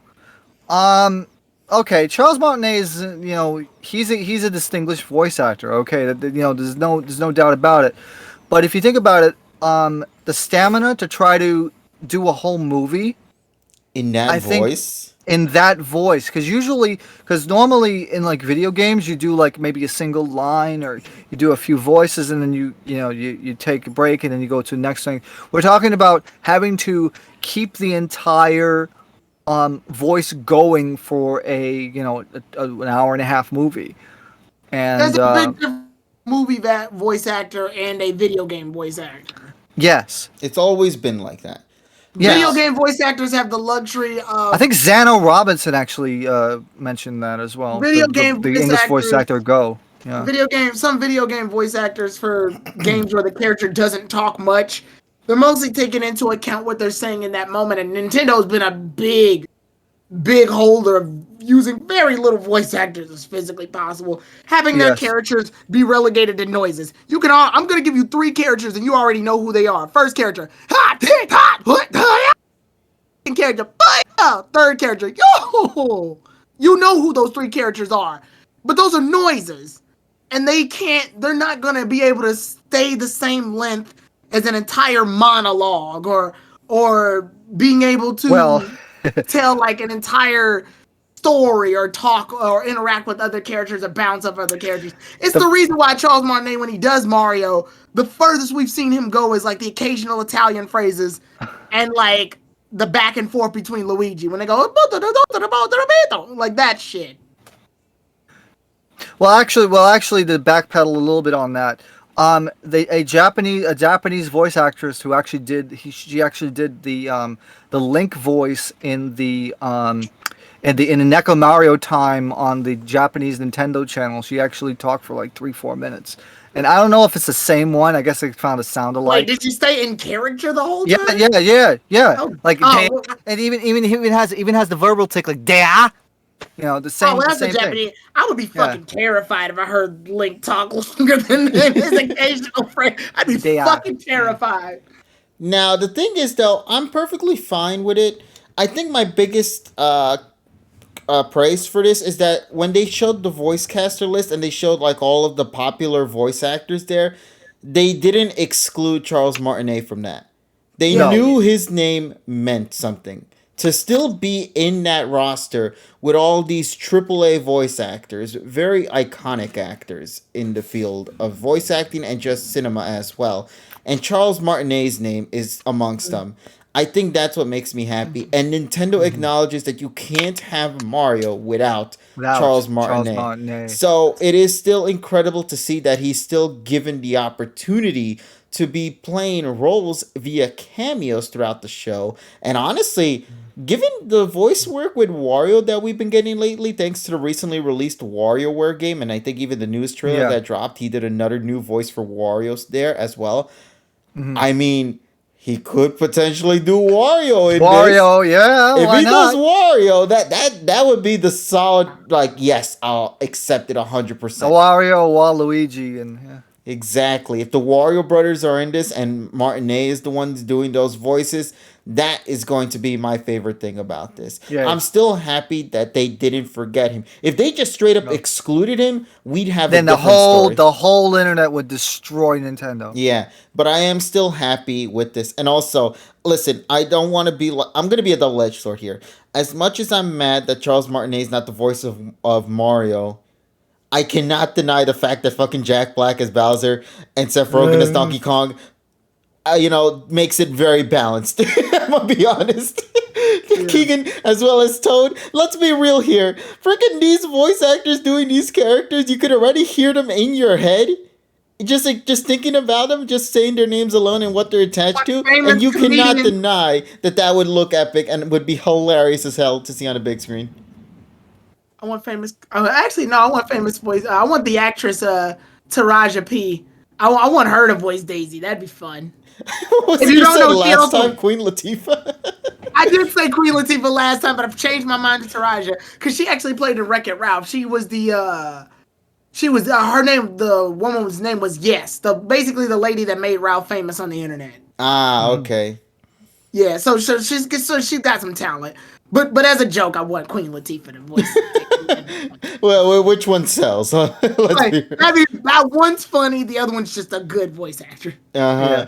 Taraji P. Henson, is it? Yeah. Taraji P. I call it Taraji P. All right. So moving along from Charles Martinet, though, once again, they tell you, yes, he's going to be in the film, not as just a cameo, but rather cameos. So expect to see him throughout the film.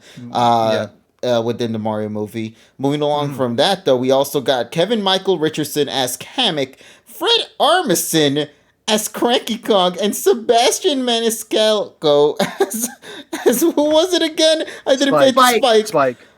I mean, this is so stupid, and I think we talked about this last time, Tyrone, that oftentimes when you do something stupid or something crazy, just roll with it. Just go with it.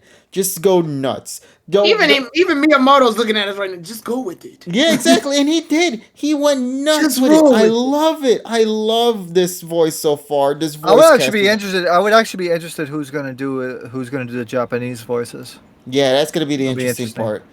All right, so let's now move on from the Mario movie then and go and talk about Splatoon 3. So Splatoon 3 is a new title coming out to Nintendo Switch moving into 2022. Return of the Mammalians, as well as them doing Spider-Man-like movement and schmovement in the arena. You get to see this crab-like enemy as well moving in the area. Lots of new features, lots of new story. Callie and Marie are coming back. The Squid Sis, I love them so much, specifically Marie, and I'm so happy to see them finally come back here. We get to see some furry creatures in this time around for the story mode. There's also some particular scene in here that looks straight out of freaking Spider-Man Into the Spider-Verse. I'm gonna just pause it right there. You cannot deny me that is not the case right there. it looks, which by the way, this does genuinely look very beautiful to see, just like how it is visual wise. I love it. Yeah. So yeah, very much looking forward to it. Story's going to look fantastic. They're going to explain the lore as to where the hell all these fuzzy and furry creatures went, and why the hell the only mammals we got in Splatoon are 2 cats. And why the hell did the mammalians take their garb from a random carpet store? Well, all of that information, TSS, will be given to you in 2022 on the title Splatoon 3 in that particular pose that he also did. Also Chicky. Yes. I do want to say I love that pose he did. Let me see if I could find it real quick. Yeah. It's gonna be at the end. There it is, right there. Look at that beautiful pose. The Z pose. Yeah, he's doing his own Z movement. 3. His 2 was also hilarious. See? Well, here's the thing. Unlike Gabe Newell, he can actually count to 3. He is amongst the legends that go past the number 2.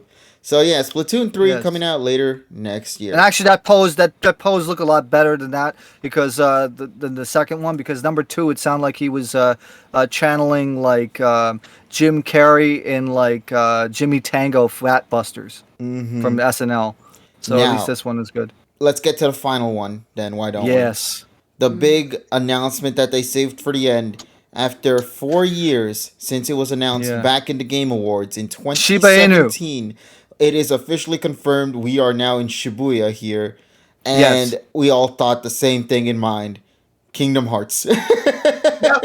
And Neo, the world ends with you. At least that's what Kingdom Hearts fans were thinking. But this entire trailer, if you think about it, was actually the cuck trailer. And what I mean by that is that they make you think one thing, and then it immediately skips to another thing, and you think it's going to be that, and then they trick you again, and then it turns out, it was actually Bayonetta 3. Because what they did... Look, noob tubes. Yeah, they did Shibuya, which made people think Kingdom Hearts, and Neo, the world ends with you. And then they follow up this entire fight with showing off him getting blasted by a P mark at his back right there, thinking, oh shit, it's Bayonetta, when then in reality, it turns out to be the dog from Astral Chain? We're getting a sequel to Astral Chain? What's going on here? Of course, Terrell pointed out that the text font was actually based off Bayonetta, but if you didn't know that, the witch time here does kind of spoil what happens. The funny thing that's actually the mascot for the police department in Shibuya, I think. Is it now? Yeah, because the dog, because they like worshipped like the Shiba Inu. So yes, and now let's talk about our queen who has returned after a long. And also in the background there, you can actually see the trestle of the Yamanote line going past the. Because this would be looking, if you were actually in Shibuya, it's looking west, but that right there is the trestle for the Yamanote line. Okay, so this is gonna be me nitpicking. I like Bayonetta. I love her. I love her design and everything. Her face looks kind of different though. And that's where the big discussion comes in. Yeah, remember the teaser trailer that we got for Bayonetta 3? Uh-huh. What happened in that teaser trailer? It's been a while. What happened? Allow me to briefly summarize it. Bayonetta was trying to attack somebody. The attacks didn't work. And then for some reason, Bayonetta fell to the ground. Oh. So the trailer, because, okay, let's go back a little bit. Her design is actually based off another design. Specifically Cereza from Bayonetta, the original. So, people are thinking that what you're seeing here is not our Bayonetta, it's Cereza Bayonetta. As in, from the alternate timeline, the Bayonetta we know of is dead. And the one we're seeing here is a brand new form of Bayonetta, which would also explain why there's a VA change as well for this character. That's weird, but okay. Well, I mean, have you not played Bayonetta 2 as well? Bayonetta 2 is just story-wise. I did. It's still weird. It's still weird, yeah, I'll admit it. But, whatever. We'll continue with it. Don't worry about it. But yeah, so they show off the gameplay, and it makes me question, how the hell is this game running on Switch at this caliber? Because we're having kaiju battles happen on this game, man. Well, as you could see, Platinum Games knows how to fucking code shit. Look at this. Look, the fucking dragon is tearing through the city of Japan before diving into the beast of the monster. Well, that looks like they completely destroyed Shiodome.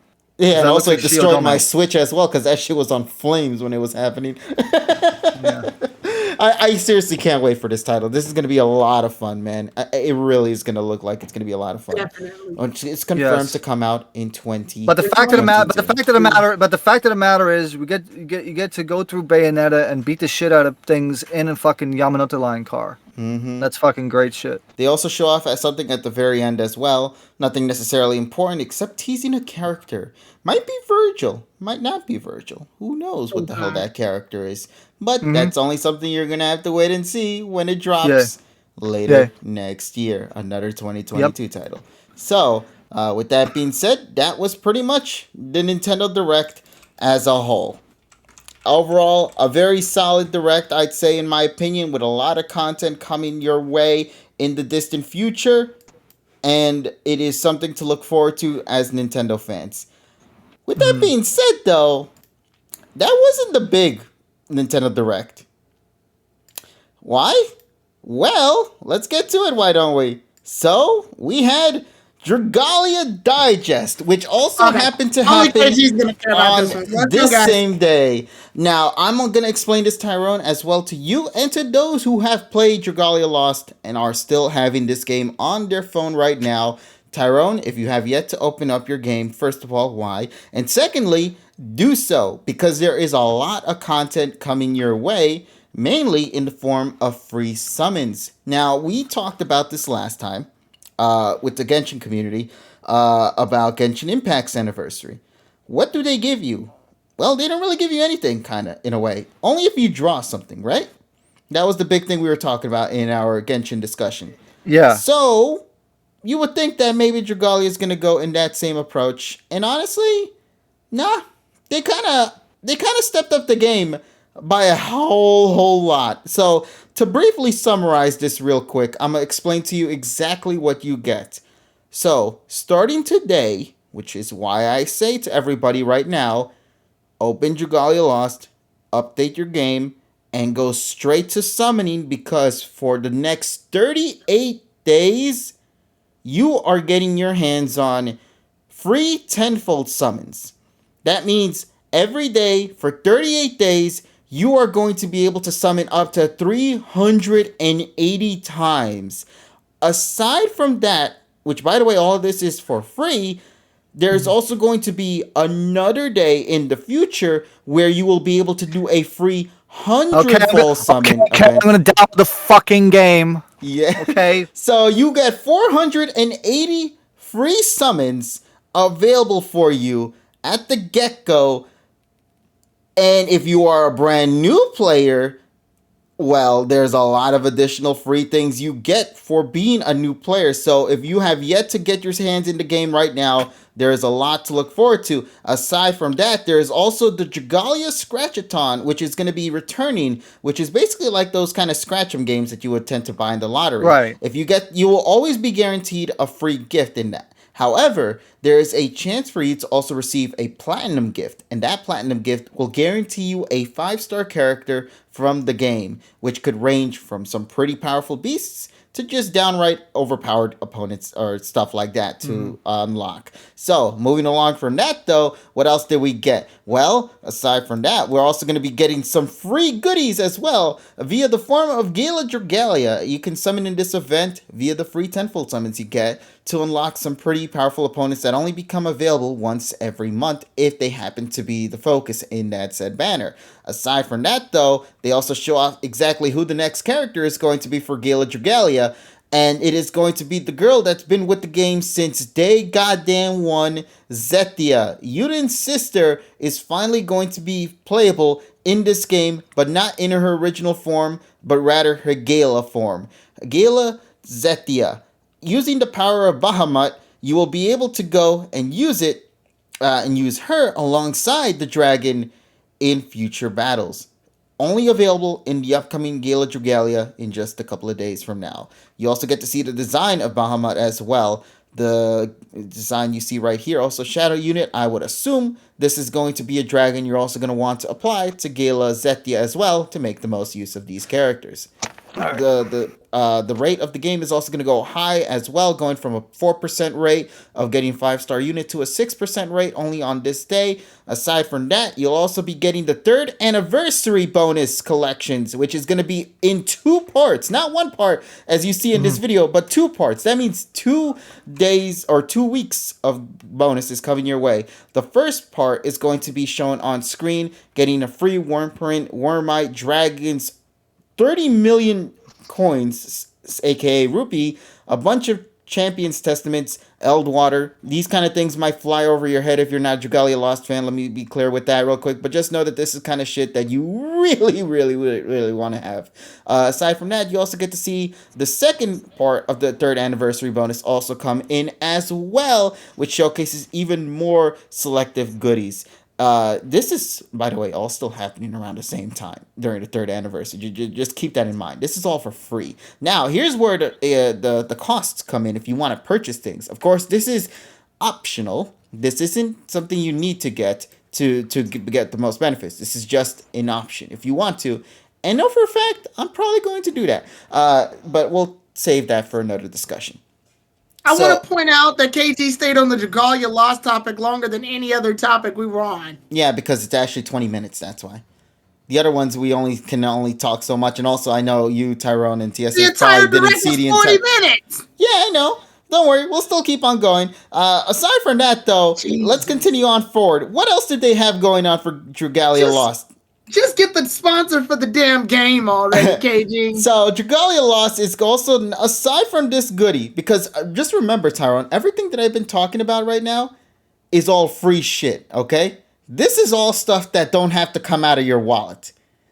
Except for that, like, pack if you want to buy it. But that all depends if you want to buy it, not needed.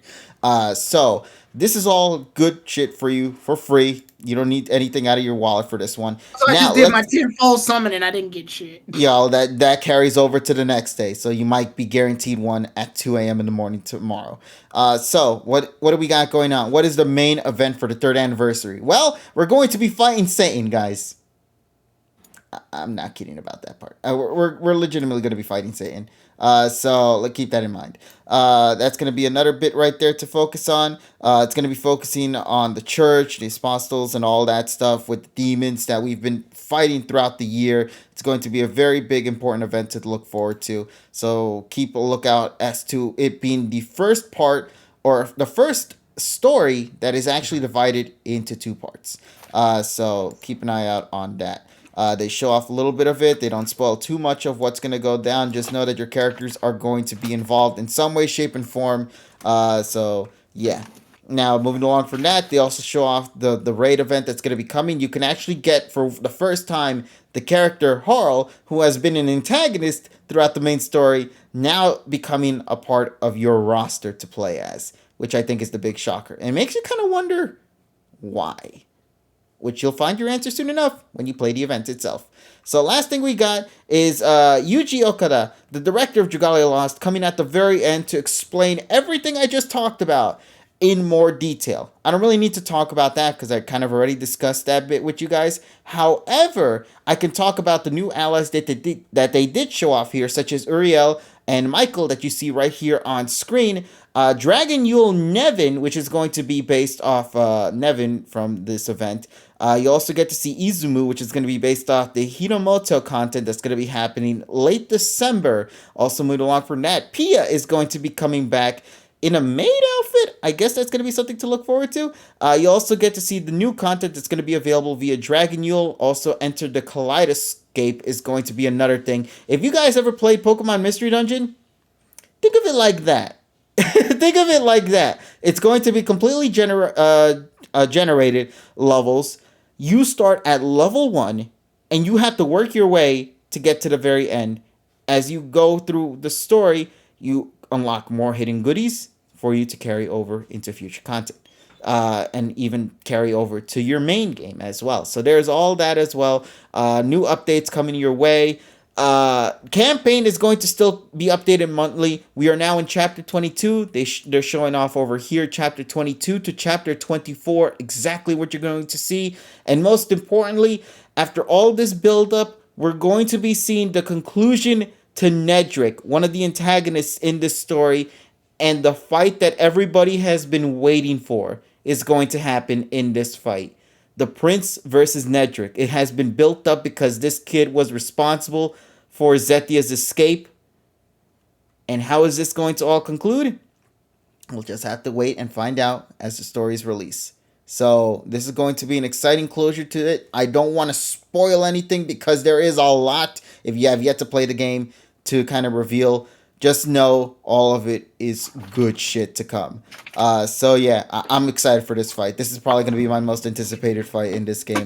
Knowing that everybody is pretty much here, knowing that fucking Satan and the demonic lords and everything else are going to be here. Everything that's been built up since day goddamn one is all wrapping up in this upcoming two-parter. And also setting things up for what the following year is going to conclude with. So chapter 22, 23, and 24 released in 2 parts every month. So look forward to that. Also teasing a little bit about the Emperor Emil as well. Not going to spoil on that bit. Just know everything is pretty much done. And also, if you had updated the game as well, you also receive, for free by the way, this is not even part of the event that I was talking about. If you just open up your game, you get a free 10-fold voucher and 100 million rupees for free. So if you wanted to do another 10-fold summon, you got yourself the ticket to do so. I'd recommend saving it, though, because the Zethia event is going to come, and I recommend you go pull for her and her dragon. So there you go, chat. That is pretty much the real meat of this presentation of the Nintendo Direct. It was none other than Dragalia Digest. For me, as a fan of the game, I absolutely adore Dragalia Lost. I've been with that franchise since the first day it came out. I've been with it even, you could say, day 0 when they had their Dragalia Direct showing off the game for the first time. And I've been with this game ever since. You guys already seen it. I've already mentioned it 1,000 times and even spent 1,000 plus on this franchise. Not for just the game itself, but for the merchandise, the CDs releases, the acrylic standees, the game itself in terms of like contradicts and whatnot. Like, I've bought so much for this franchise because I adore it. And honestly, I'm not afraid to admit it. Dragalia Lost is my favorite Nintendo IP in this current era. In like modern era Nintendo IPs. Dragalia Lost is my favorite Nintendo property right now. And I'm very happy to see that it's still ongoing. It's still strong. It's still living. And I hope people will give it an opportunity to try out the game for themselves, even if just to play for a little bit, just to see how they think of it.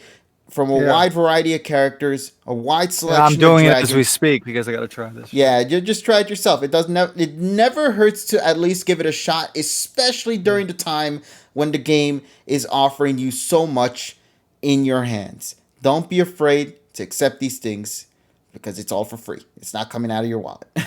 The only thing that they're taking away from you is time. But at that point, it might be anything takes time. Even watching YouTube videos takes even time. right now, this pod that I'm talking about promoting it's is taking also time, taking time. Yeah, but I want people to understand why I love this franchise so much, and I'm so happy it's still living. One of the biggest concerns fans had when this game first dropped was the concern from a week or two ago when the director came out and started talking about how content is going to be released in a different format. Like, they're going to be releasing less and less content.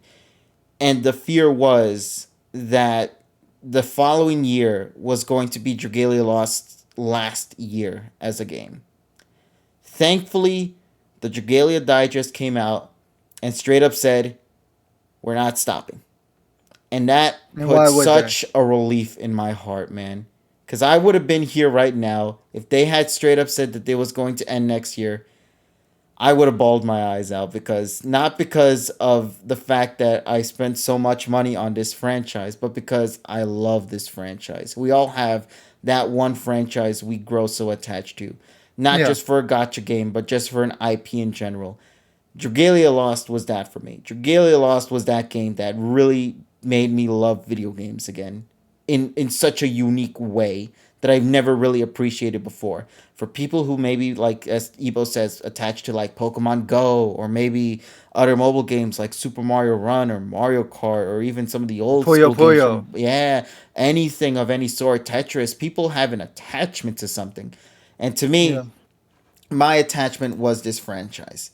So it did put a massive sense of relief to know that this game is not stopping anytime soon. And I hope people will appreciate what this game is not only doing, but what it's providing for fans. This is a game that is done with love. And you could tell that 100% of the way. That this is a game that they're doing out of their love, out of their heart for it.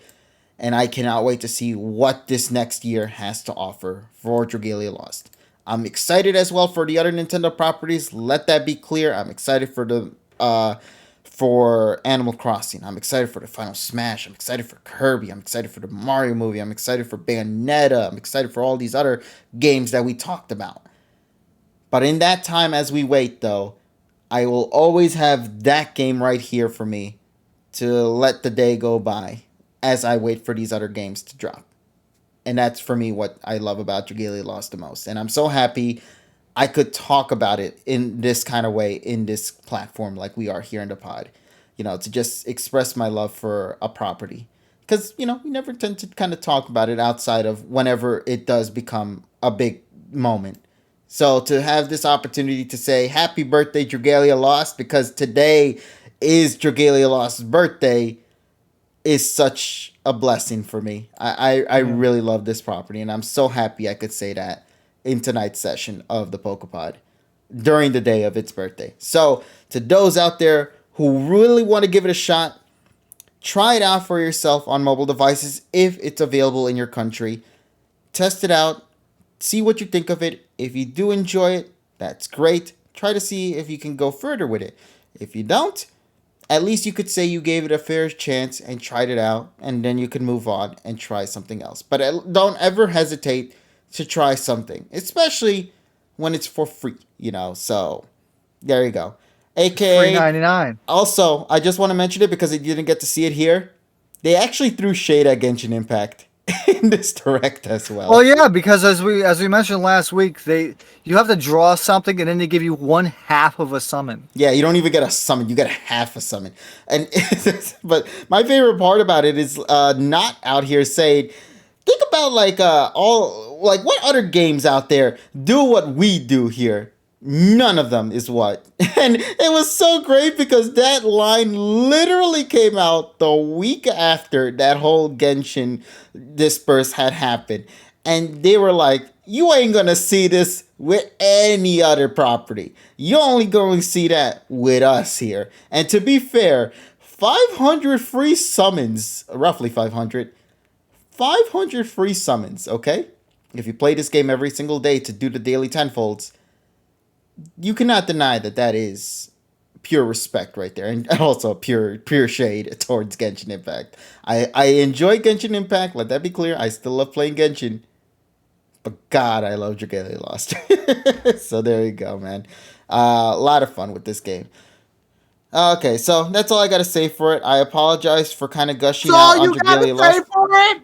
Yeah, you gotta pay for it. $29.99 Tyrone plus additional, currency if you want to go. No. Out of the list of things you said for 20 minutes straight, that's what you gotta say for it. And it's all for free, by the way. Hey, KG, you need to just sponsor the damn game. Hey, listen, man, I'm trying my best here. That was the longest I think I've heard you say anything. For a property. Aside from Pokemon related. No, even Pokemon related, because we always share our time with each other. And I want to make it clear, I downloaded Dragalia Lost. I have the game. I downloaded it twice, actually. Just for the tutorial one, I just got 50 free. I downloaded it the first time on my older phone, and then I downloaded it again for my newer phone around the time the Persona event came out, and I got fucking Mona instead of Joker, but whatever. Let that be a hint for what's coming, Tyrone. You never see it coming. Damn it. No, I did see it coming, and I didn't want it. It did suck that they split it up The into like whole 2 reason banners. I did this Reese's was because Puffs, I wanted Reese's fucking Puffs. Joker.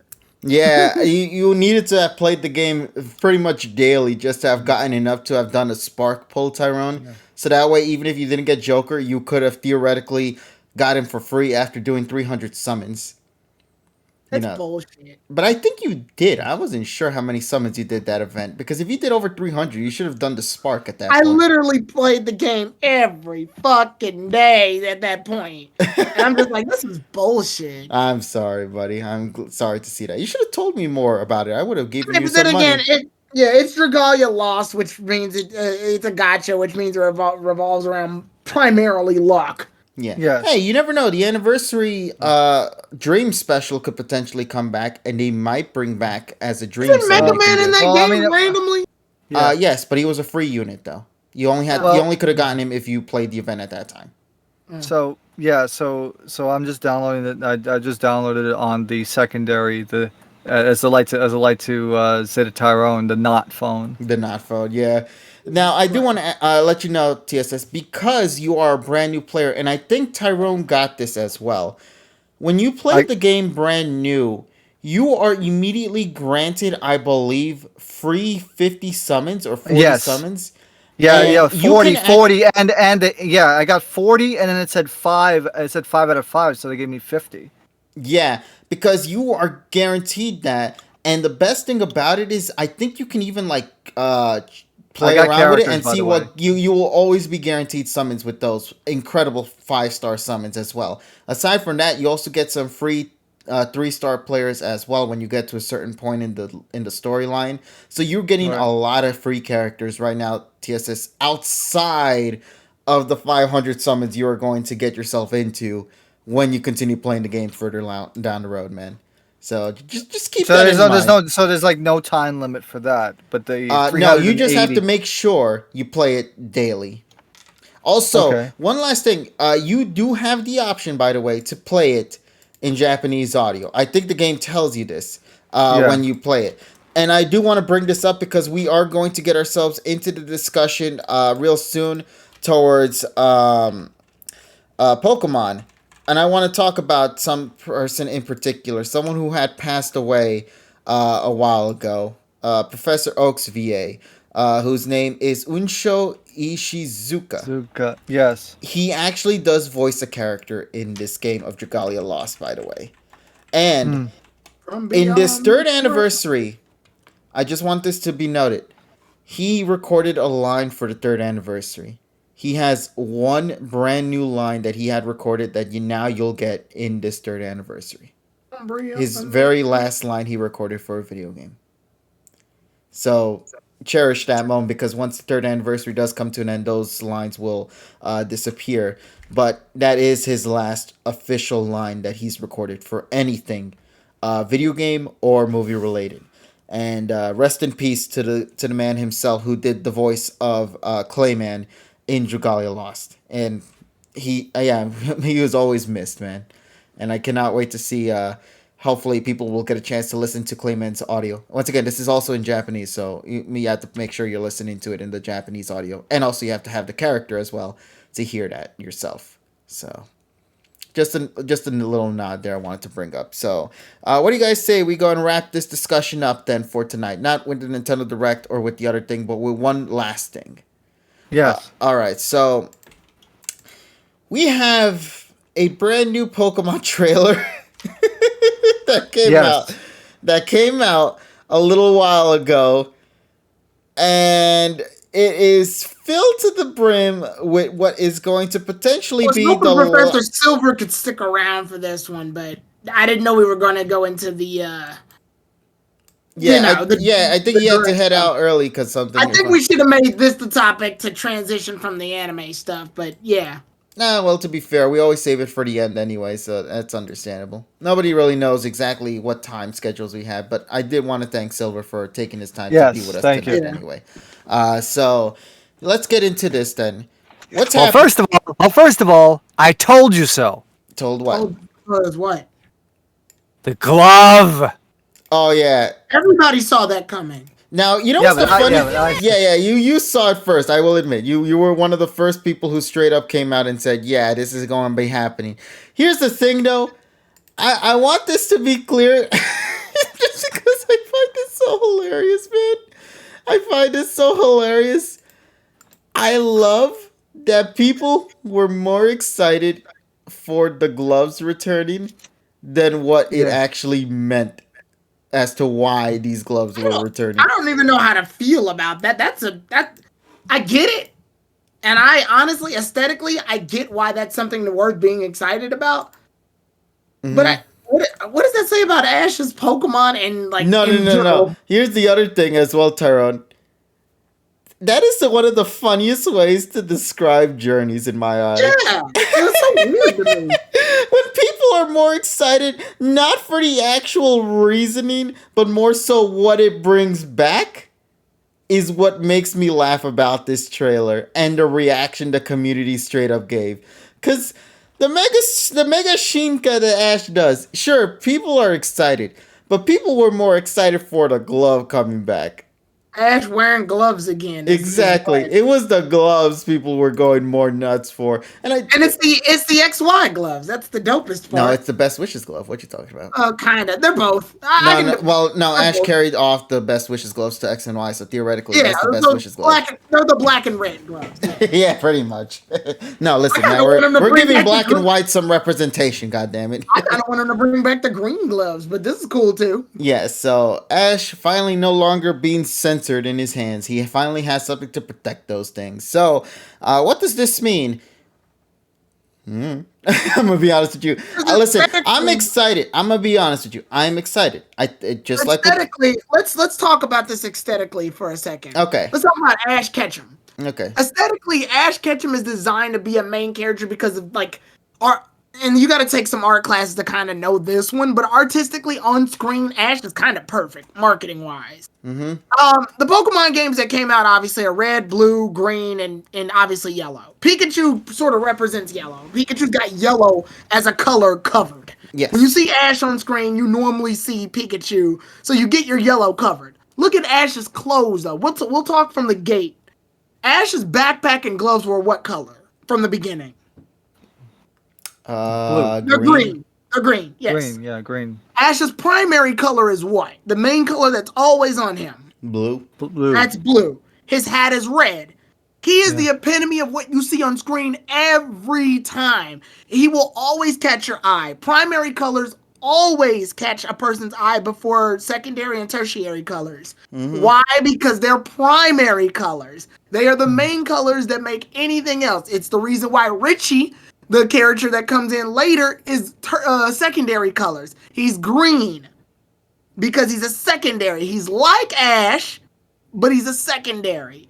Even with Brock and Misty, there are combinations of lighter tones of primary colors. Misty being the yellow and the bright blue with her jeans, by still catching eye with the red spandex? Yeah, the red spandex. And then Brock is definitely the secondary colors. It lets you know that there's two male characters here, but Brock's secondary. He wears green and orange, both secondary colors. Ash always catches your eye no matter what. Red, blue, and yellow. Yellow being the Pikachu. Pikachu is yellow and red, which are two primary colors, which means they catch the eye instantly. Ash physically was designed to be a perfect character. It's the reason why when I make the comment, oh, it's hard for Go to be the main character while Ash still exists, is because Ash will catch an immediate eye before Go does. Every time. Because Go is in very background colors. The only thing that really stands is red, which obviously is combined with his black. So it's good to see that they took that into account, and they know that, hey, this is how we're gonna get people's attention. And that's why the gloves were so important, is because they helped his color pop more. So yeah, fun little aesthetic fact for those who stop and look at characters and go, oh, that's why they look the way they look. Because Ash's colors are meant to be they draw in the eye. That's what they're meant to do. And this definitely isn't an exception here. And also, I just want to say this is also just another thing to add to top about the primary colors. Another sort of thing I kind of enjoy. It kind of completes the main Kanto trio now, doesn't it? Hmm. Yeah, the Kanto trio is finally complete. They got their Yeah. megas, all respective Now, megas. I made a tweet about this that caught a lot of attention. Like a dangerously large amount of attention. I think it's because people were so shocked that something from Journeys actually impressed me. Yeah, I was kind of concerned you got hacked or something. I'm gonna be honest with you. No, so long story short, I like the idea that they all three have Mega Evolution. That is a cool idea. They're not gonna do anything with it, but Don't say that.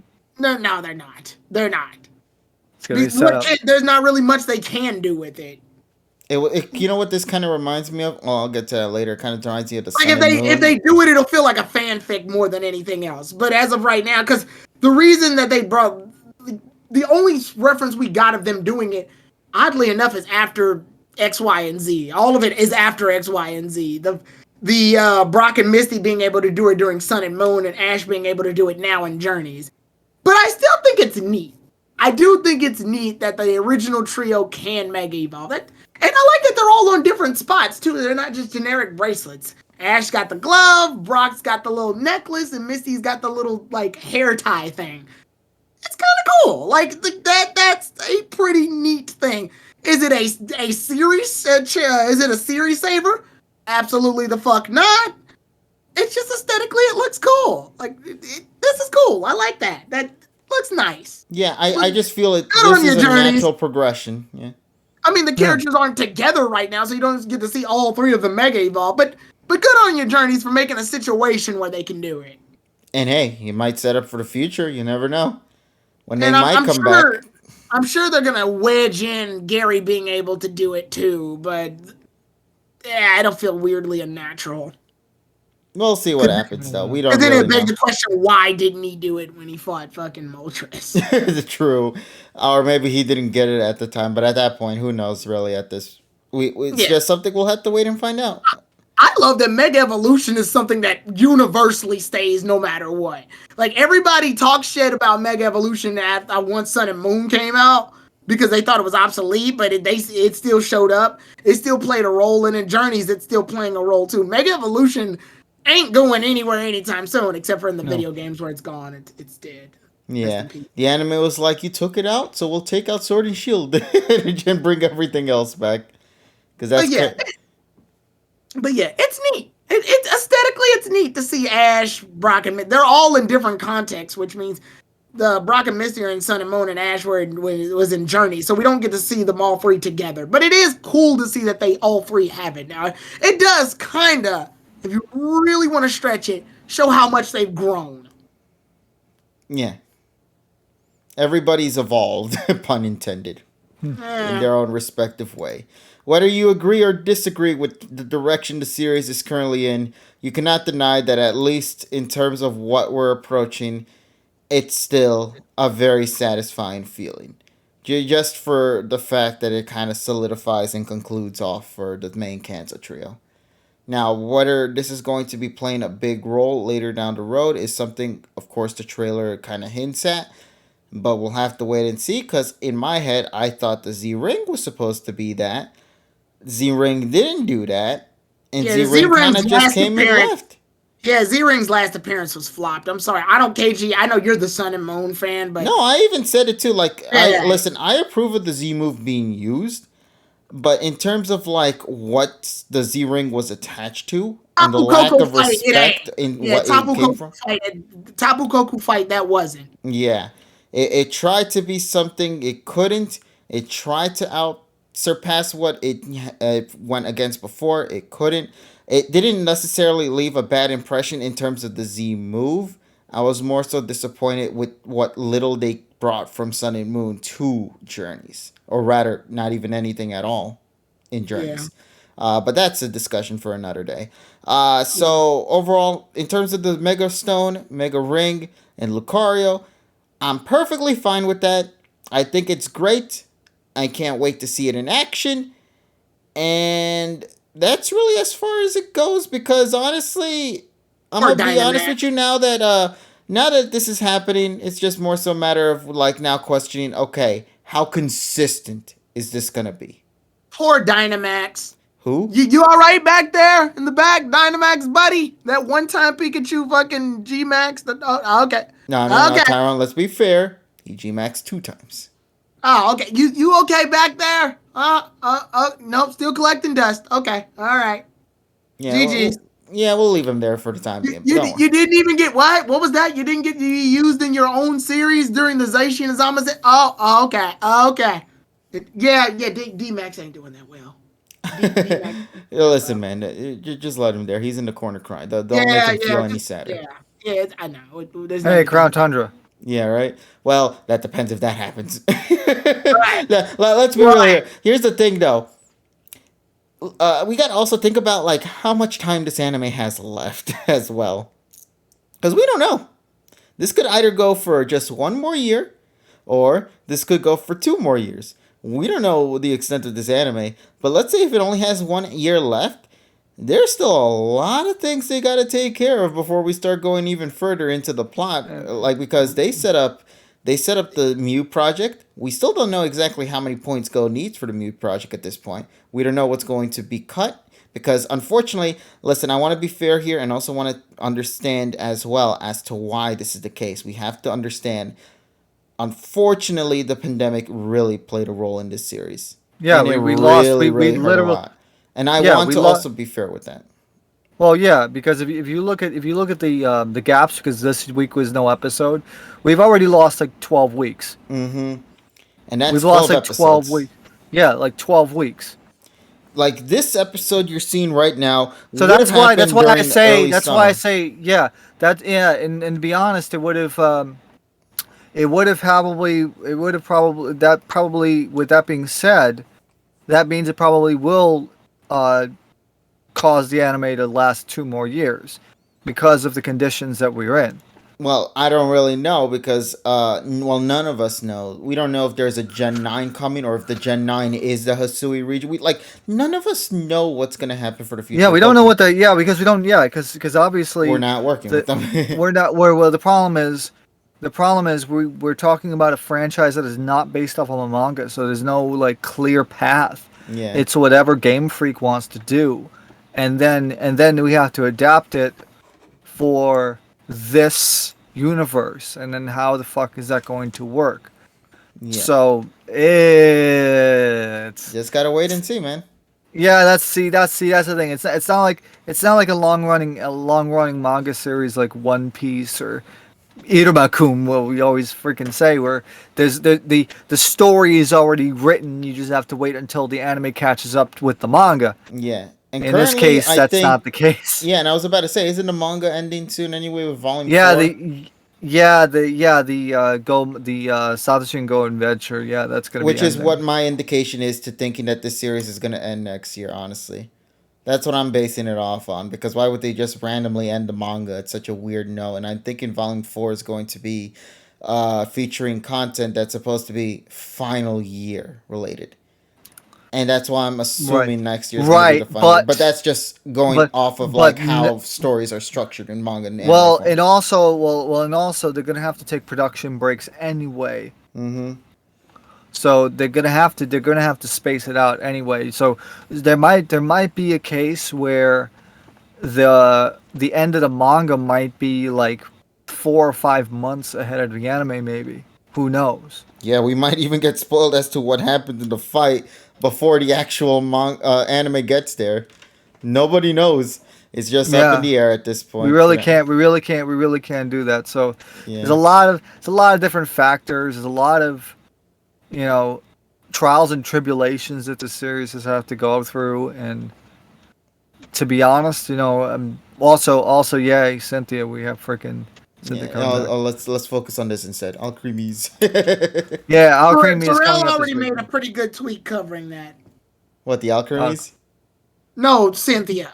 Oh yeah. Well, that's a debate all on its own as well for that one too. Yeah. Go follow Terrell over on his. Your highlight. The tweet was, if your highlight is bringing something old back, that means you failed as a series. Mm-hmm.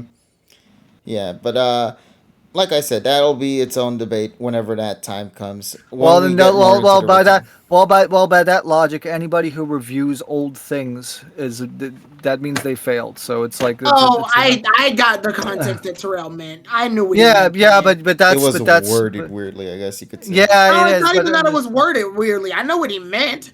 The highlight that people are liking about the show isn't the show itself. It's the shit that came before the show. In fact, Tyrone, you could kind of use the gloves returning as an example because it Yeah, wasn't the the highlight it's not isn't the yeah. Megastone coming, it's the fucking Yeah, gloves. nobody's excited for Ash Dynamaxing. They're excited for Ash fucking Mega Evolving with the gloves that he used before.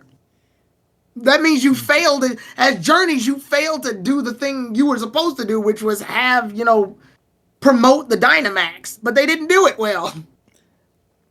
And whatever. unfortunately, this upcoming episode is going to promote it 80 something Yes. episodes in. So, yeah, well, like we said, we'll see where it goes. But honestly, this trailer, Yeah, like but I said, we're less than 30 episodes into the fucking change. Yeah. At least they fucking try to do something. At least I give them credit for at least wanting to attempt to give 1/5 of a fuck to try to turn things around. And I've I seen wouldn't that. necessarily see this as turning things around. I say it's regurgitating something that exists.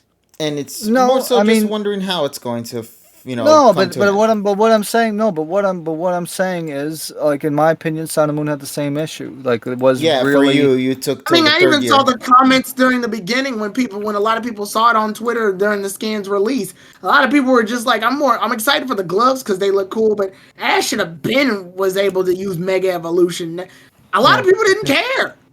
Even Well, to this day, a that's lot the of people problem. still No, write that's they the- don't care. No one that's- cares. that's one of the biggest issues where you don't have a set story. Like, consider even Sun and Moon, they had a technical linear story because you have the trials. Here you had nothing to ride off of except for You have the World Championships in Project Mew, yeah, but the World Championships was established early on, but the biggest issue was which that is why they didn't should know have what actually had a story at this point. Yeah, but here's the thing. They write it in chunks, right? So you had a backstory, then you had to introduce the basic characters, and then they realized when the writers specifically say that they fucked it up, then they fucked it up. The problem is how can you take that and now you have to clean up the mess that you left while trying to introduce new elements. It's like anybody that they're basically working on nothing. They were working on no reference. They were trying to fucking completely pull shit out of thin air. And now that they actually have a fucking direction to go to, at least pulling shit out of thin air at least they're making something out of it instead of just saying, "Oh, we're going to trash this shit and we're going to move on to something else." So They're that's trying what to salvage. that's exactly my mindset. They're trying to fucking salvage what they have. It's like trying to go to a fucking junkyard and build a car with fucking junk parts, and maybe they won't fucking work half the time. Like I said, I think they had the resources they need. I think they just didn't use them effectively. That's what it is. And like I said beforehand, I also believe, unfortunately, this series, similar to what happened with Black and White, is suffering a situation where now the story is going to have to change entirely because of what the pandemic has done to it, with so many episodes lost now. That also means a lot of cut content that they had planned. And even just how these episodes are structured are probably all over the place this time around. Because once again, we have to remember that we're on a deadline. Regardless of what people think, they are going to be based off of what Game Freak does. It's whatever the direction they want to go, and they have to promote. The anime is to promote the franchise. And the problem is when you have a specific when you don't have a manga that's running way ahead of it, and then they already have a story established, and then they try to fucking make it so that it makes a cohesive story. Yes. See, that's a problem. You look at any other franchise, even the fucking card based shit like Yu-Gi-Oh or fucking Vanguard. They already had things planned already. They had a fucking thing planned. So it's like trying to do all this shit randomly. That's a tough task. And like I said, with all the fucking delays, with all the fucking things happening, and then they throw shit in, and it was a complete disorganized mess. Mm-hmm. At least I'm enjoying it for what we're trying to fucking salvage. Yeah. At least it's giving me interest. Yeah, like see, like you like know, like it's shit. It's like going to fucking Burger King with the fucking all the different sodas and putting them all together and mixing it, and it's all fucking gray and shit and it tastes like shit. But at least you made the effort to pressing the fucking buttons to fucking put it in there. But you know that's the way it is. You know, you're trying to mix too many things, and they don't have a point. They don't have a specific point of reference. Now they actually have specific points of reference. They're trying to steer the ship in the right way, and at least the trajectory that they're going to is not going to fucking crash into the fucking wall. So at least from what I'm seeing, and you know, based on my past experiences of going through long series. At least they're trying to fucking steer the ship instead of abandoning it. So, I mean, that's what it is. I mean, you make it's like oh, you made your bed, now you gotta, you know, you made your food, now you gotta eat it. Even though it may taste like shit, you gotta eat it. You get what you get, man. And listen, every series has its flaws. We all know this. XY has its flaws. Even Sun and Moon AG has its flaws too. AG. Yeah, every fucking series has its flaws. It's just a matter of, and once again, like I said, I will always criticize what I see now, but oftentimes maybe the end could do something that might change. Yeah, even Sun and Moon. Long time. Yeah, even Sun and Moon. Even though I hate its guts, at least I give them credit. SM91 was the turning point where it actually became a series that I could actually fucking watch without having to freaking pause every 2.5 minutes. Yeah, so hold on a second. So, I did remember I was going to do this. Let's take care of it right now as well before we go wrap things Horseman up. business. We're going to give some gifties to people tonight.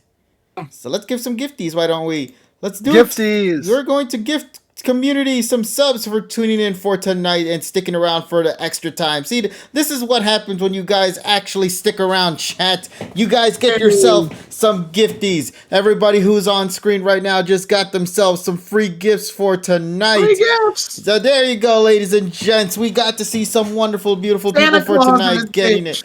You got to see Astro get one, Super Ali get one, Switch Kid get one, Felipe, Zachary, Asian Maven, Deadlock. Thank you guys so much for being here tonight as well. You guys got yourself some free subs for tonight. I hope you guys enjoy it as well, because if you do, then that must only mean one single thing. You're here for tonight, and I appreciate all of you here for tonight. Thank you guys for sticking around, and hopefully you guys continue to stick around for more of the silly shenanigans as we continue to do some more wonders later down the road. So enjoy the free emotes, everybody. AG about to spam in the train now. Listen, I can't do that. You guys can do that. You guys are the only ones who can take care of the train, man. I can't do any of that. Because it doesn't know how to operate it. No, yeah, I don't know how to operate. What the hell? Where am I? Who are you people? Steering wheel stuck in the kitchen. However, you know what this did mean?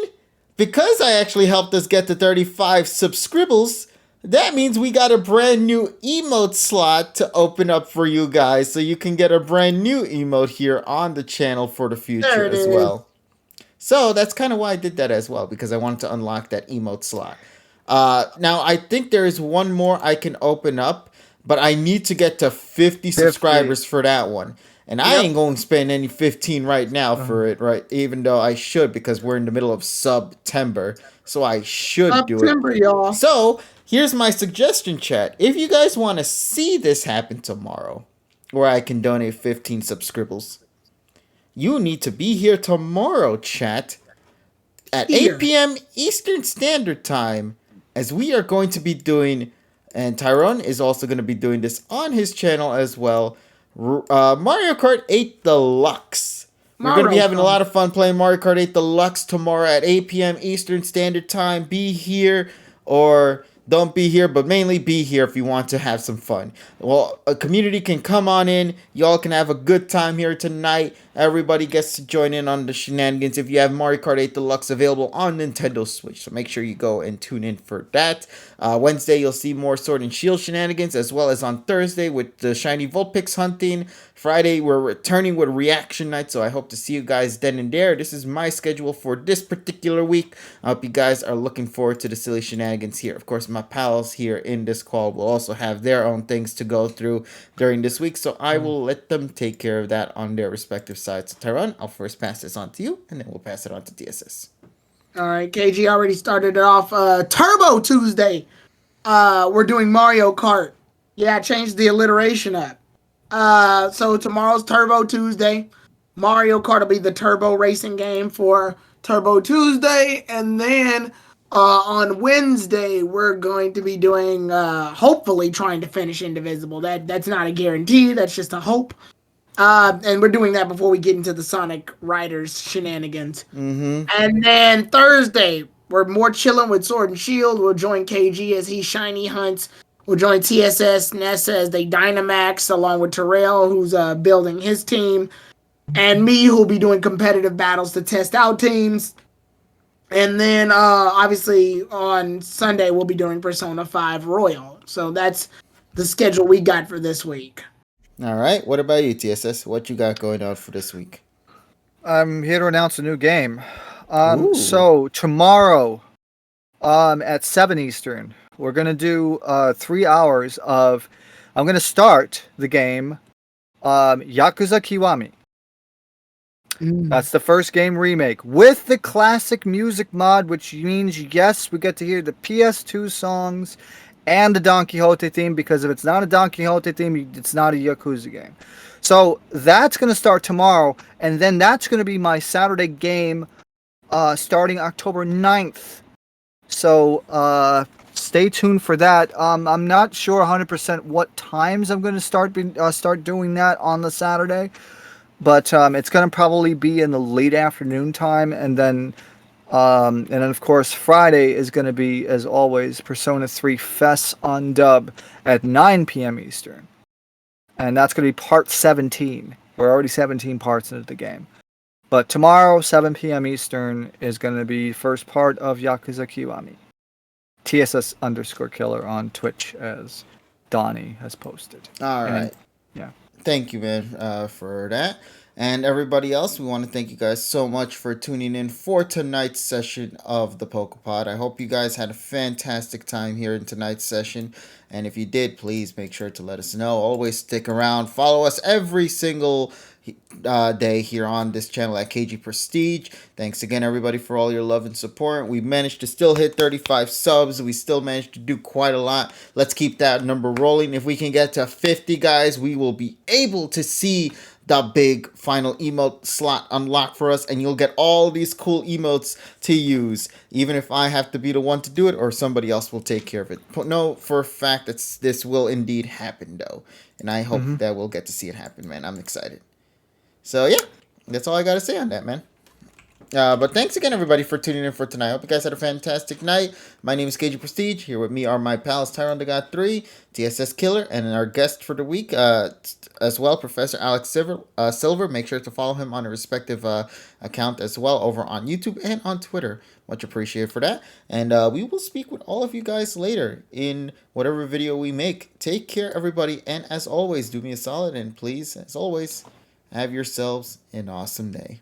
Bye, everybody. Wash your fucking hands. Indeed, wash your goddamn hands. All right, night, everybody. Bye. Bye. I'm washing them, but the blood won't come off. Well, we'll see what happens. Night, night. Just be Ric Flair. That's it. Oh no. Blade yourself. Bye bye.